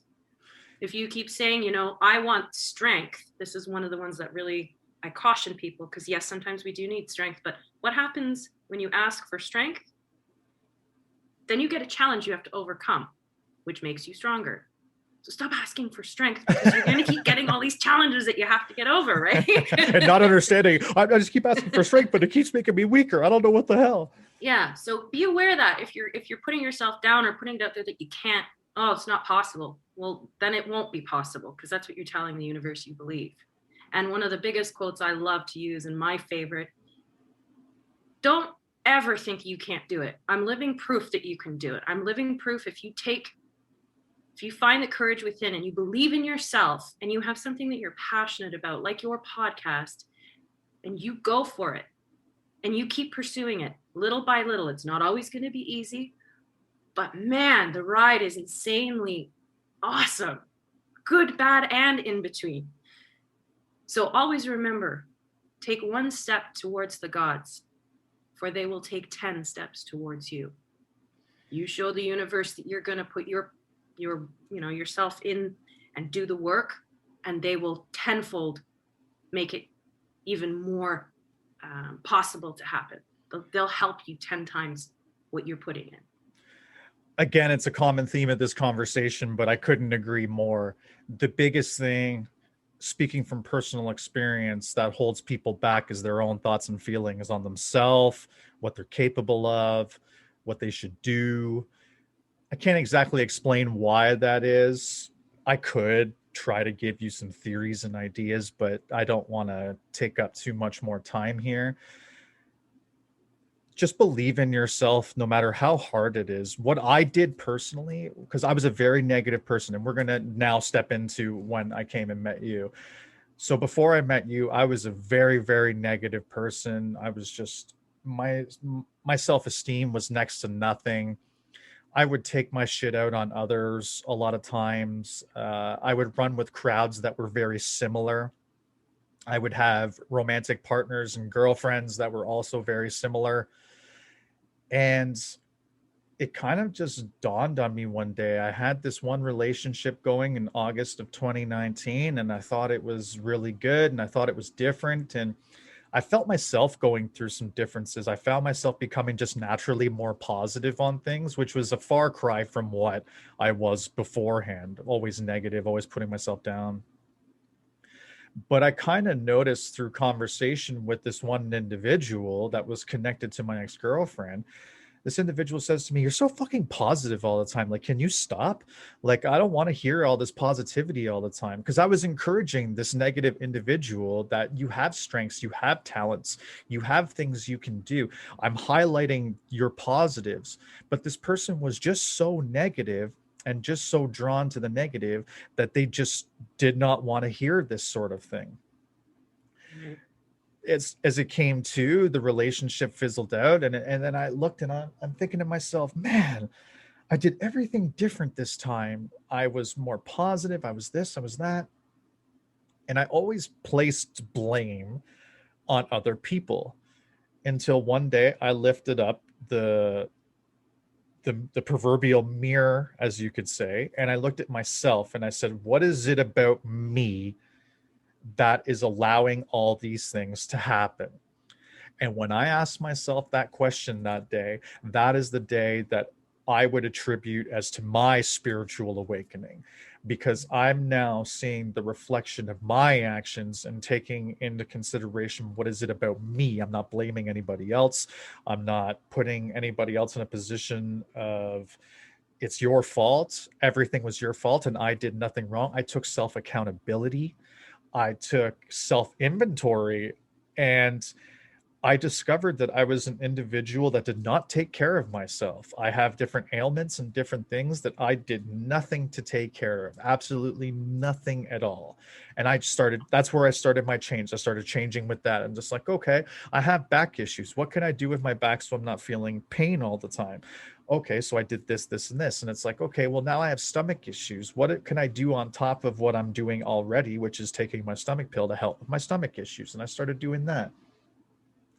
And then it came to my mental health, and it's like, what about my mental health? And I was kind of stuck. And one day I walked into Nature Spirit on a whim, because I was actually working just up the street at a pizza shop. And I was walking down the street, and there was just something about the store. And I've had moments like this before in the past, which leads me to believe I've always been a spiritual person. I just finally woke up to it. Mm-hmm. But remember those stores in the malls that we had a long time ago? Like, I think they were called Green Earth. Green Earth, yep. Yeah, I was always super attracted to that store. And actually, I worked at a hat store in Cambridge, and I worked right beside one, and I became friends with one of the girls that worked there. And I found myself going in there all the time, and just like being impressed with it, but not knowing why. And then I walked past Nature Spirit, and I looked in the window, and I'm like, it looks really nice in there. I'm just gonna step in. And I stepped in, and you were the first person I saw, and you're like, hey, how's it going? And we exchanged, very minimal information at that point, because you wanted to just let me go in and be comfortable. And I immediately started walking towards the back, and I saw all the necklaces with the different crystals associated with them. And then that's when you came over and you introduced yourself, and I told you my name. And you asked me if there was anything that you could do to assist and whatnot. You were really, really great. And then I started asking you a couple questions, and there was this piece of clear quartz that just called to me, and I didn't understand what it was, but I obsessed over it. I remember. I know you remember. Because I was really, really short on time. I had to get back to work. So I told you, I'll come check you out and so often, whatever.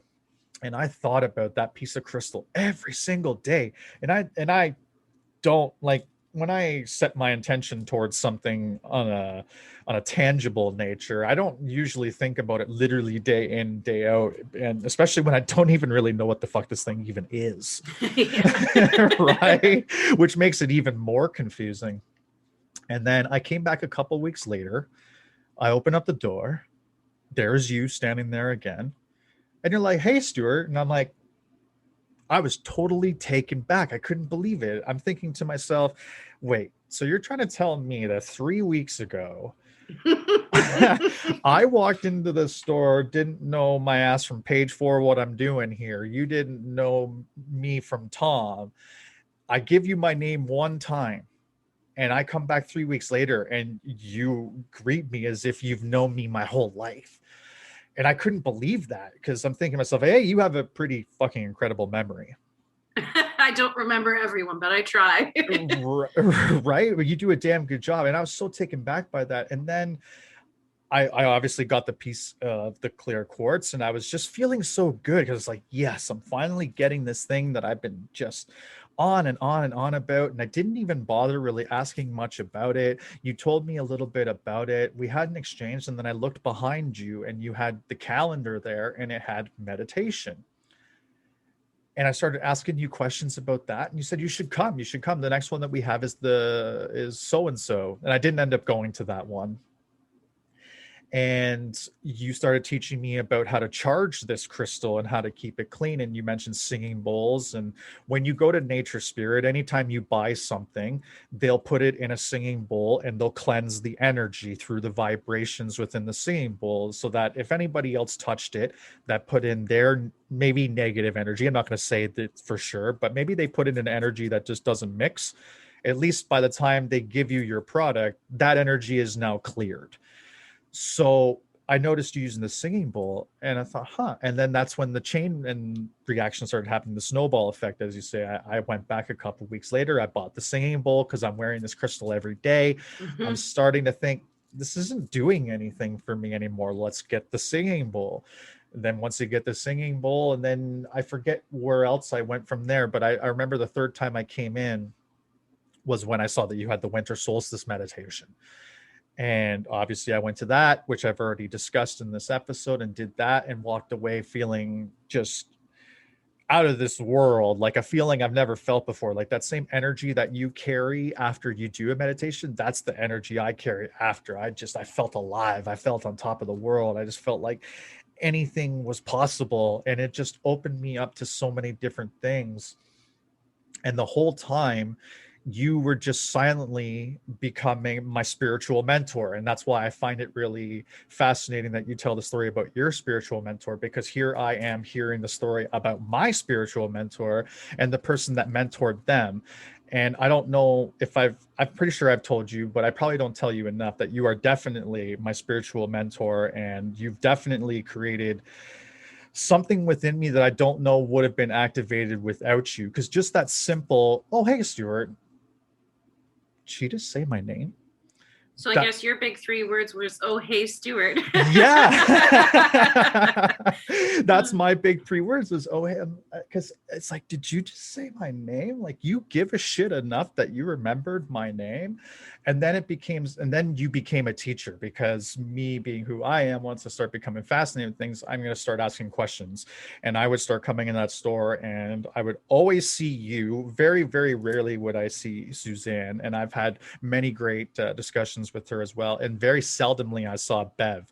And I'm actually happy that we started doing the meditations at her house last summer, because it really gave me an opportunity to really bond with Bev. And now we have a great rapport as well. But just by you saying that meant so much, and it made such an impact on my life, because ever since then I've been meditating more. I've been able to clear my mind. I've been able to lean on things at times that I really could use, like healing crystals, or just positive thinking, because that was the biggest thing that changed my life too, was positive thinking. And you just encouraged it after every conversation with your energy and your outlook on the world, and the way you see things and the way you educate people. It's just furthered my growth so much more, whereas I wouldn't be here where I'm at today without you in that regard. And you've been so integral to my podcast, because I feel like every single time over the course of 2 years, I would come into a lull where I'm like, man, I'm never going to do this. This is never going to happen. It's just a pipe dream. I put no focus and no energy in on it.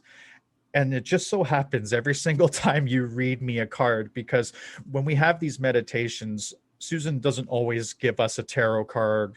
She usually just gains or guides us through the meditation. We have a nice conversation about what we felt or what we took away after, and then that's that. But special occasions like solstice and things of this nature, and equinox, she'll draw a card for us.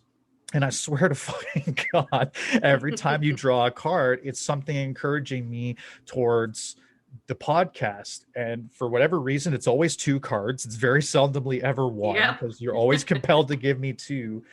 And I can remember the one that you told me where you said I was going to make a difference in people's lives and that my message was important. I remember sitting there with those cards in my hand, just being like, wow, she's right. I know that my words will make an impact on people, and I know I can do this. And then it just further motivated me to do this. So what I'm getting at is, I can't express enough gratitude for you learning my name and making me feel special enough to be remembered, especially at a time where I was at a real low point and didn't really feel like I had a lot of people in my corner, which was bullshit because I do. Like my best friends, Alan and Heather, and people that have always stuck with me, even through all the negative years, have always been in my corner. But again, when you feel like you're alone, even though you're not alone, I felt alone. And for you to do that and to take me under your wing and always make time for me, and anytime I make a request on different things that I feel compelled and called to do, you always deliver, and you always charge a fair price, and you're always really fair with me. And honestly, from the bottom of my heart, I can't thank you enough for the impact that you've had on my life, because there's a lot of people that have had impacts on my life, and I do plan on telling them if they don't already know. But it was so important for me to tell you how much you've meant to me and how much you've impacted my life. And just, yeah, thank you. Thank you so much, too. I'm so truly honored and blessed to be considered somebody else's mentor. And it kind of, it makes me feel very humble at times when people say these things to me, because I've always just sort of seen myself as somebody who's just there to help other people, and hearing stuff like that just makes me feel extremely grateful, and a lot of gratitude to yourself, and for you to just keep moving forward. And I know you've had your struggles and your challenges, but you just keep going and you don't give up. And if you feel like you're going to give up, you reach out to whoever in your support system you need. And I'm a little bit emotional myself, because I didn't realize how just remembering your name made such a huge impact on your life. And that's the thing that a lot of people don't realize. It's these little things that mean the most to so many other people. It's the little thing like that stranger smiling at you when you are just so down that you remember, and can change somebody's life in an instant. 3 little words. That's all it took for me. That's all it took for you. So, I hope that the listeners know that you make an impact. Everybody makes an impact on others. It's not everyone, but there are people that cross your path, and I don't believe it is a coincidence. I don't believe in coincidences at all. I believe you walked into that store the day that I was working for a reason. Oh, it was destiny, which I fully believe. And I must say, Stu, I'm gonna get a little emotional too, but that's okay. I've watched you grow so much in the time that I've known you. And when I first met you, your energy was positive enough for me to connect to you, but you were all over the place. Your energy was very scattered, and right. Like a ping pong ball going all over the place. That's my brain every fucking day. Yeah. But as we've, done meditations together, or had, chats in the store, or whatever it happens to be, I've seen you shifting from somebody who's scattered and angry to somebody who's doing their work. I'm really proud of you, because you are doing your work. Not everybody can say that. A lot of us want to just, send a prayer out to the universe and expect it to happen, and they're not willing to do the work. But you're taking that one step towards those gods all the time, and you're doing your work, and it's paying off. I have seen so much growth in you, and in your mental health, in your emotional health, and overcoming lessons. And that's what challenges are in our life. Those are lessons for all of us. And sometimes we overcome them with grace, and sometimes there is no grace at all involved. Yeah, definitely. But we still keep going. We get up and we keep going. And that's what you've done. So I'm really proud to have been part of that journey, and I'm really proud to continue on that journey with you and with all the other people who I work with. It makes me, this is what I'm passionate about, helping other people. And every time I hear something like that from somebody else, I kind of go, holy shit, did I actually do that for someone? Really? Wow.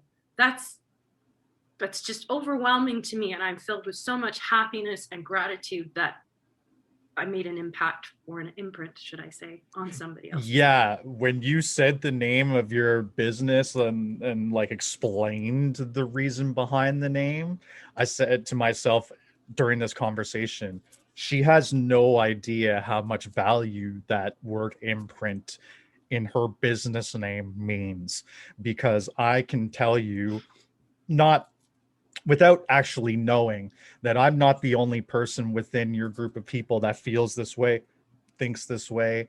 I know a lot of other people you've made a similar impact on. And even as far as the last one, the winter solstice, you told me, you said meditation is going to be the key to your success.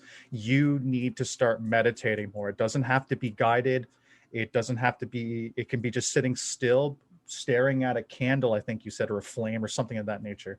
Mhm. And ever since then, I started doing a guided every single evening. And then when the new year came, I wanted to make actual resolutions and goals that I could stick to. And I promised myself that I would do 2 meditations every single day. Ideally, I wanted to be in the morning and 1 in the evening, and that's how strict it was at the beginning. But I've even forgiven myself, knowing that time and things change. I've done what's called surrendering to the flow. Yes. And I've surrendered myself to the flow, but I've also taken the steps to honor my wishes for myself. And that's to meditate twice a day. And we're on the 5th of February. I can't express to you how much of an impact that made for me. I don't know what it is, because it's like every single time I meditate, considering my mind is always running a million miles an hour, I tear or cry every single time I meditate, because it's that release of finally slowing down. And now that I've gotten into the practice and I've done it so often, I don't tear as much anymore. And I feel so much calmer. I still have my hyperness and whatnot. It's personality and mental health disorder. Mhm. And it's okay. I Yeah. love that parts about myself. It's not a detriment. And that's the big key difference, is it's not a detriment anymore to be this way, because I've now trained myself and continue to keep training on how to slow down. And that's what I mean when you've had such an effect on me, because the meditations, all of it has all helped my mental health. And my biggest roadblock and my biggest detriment to my own self was not only the way I feel about myself, was because my mental health, because we allow our depression to lie to us so often about how we really truly think and feel about ourselves. And I was going through a shift, as you explained when you first met me, and you really helped take my hand and guide me through the shift. And for all the wonderful, beautiful things you just said about me, which I have an immense amount of gratitude for.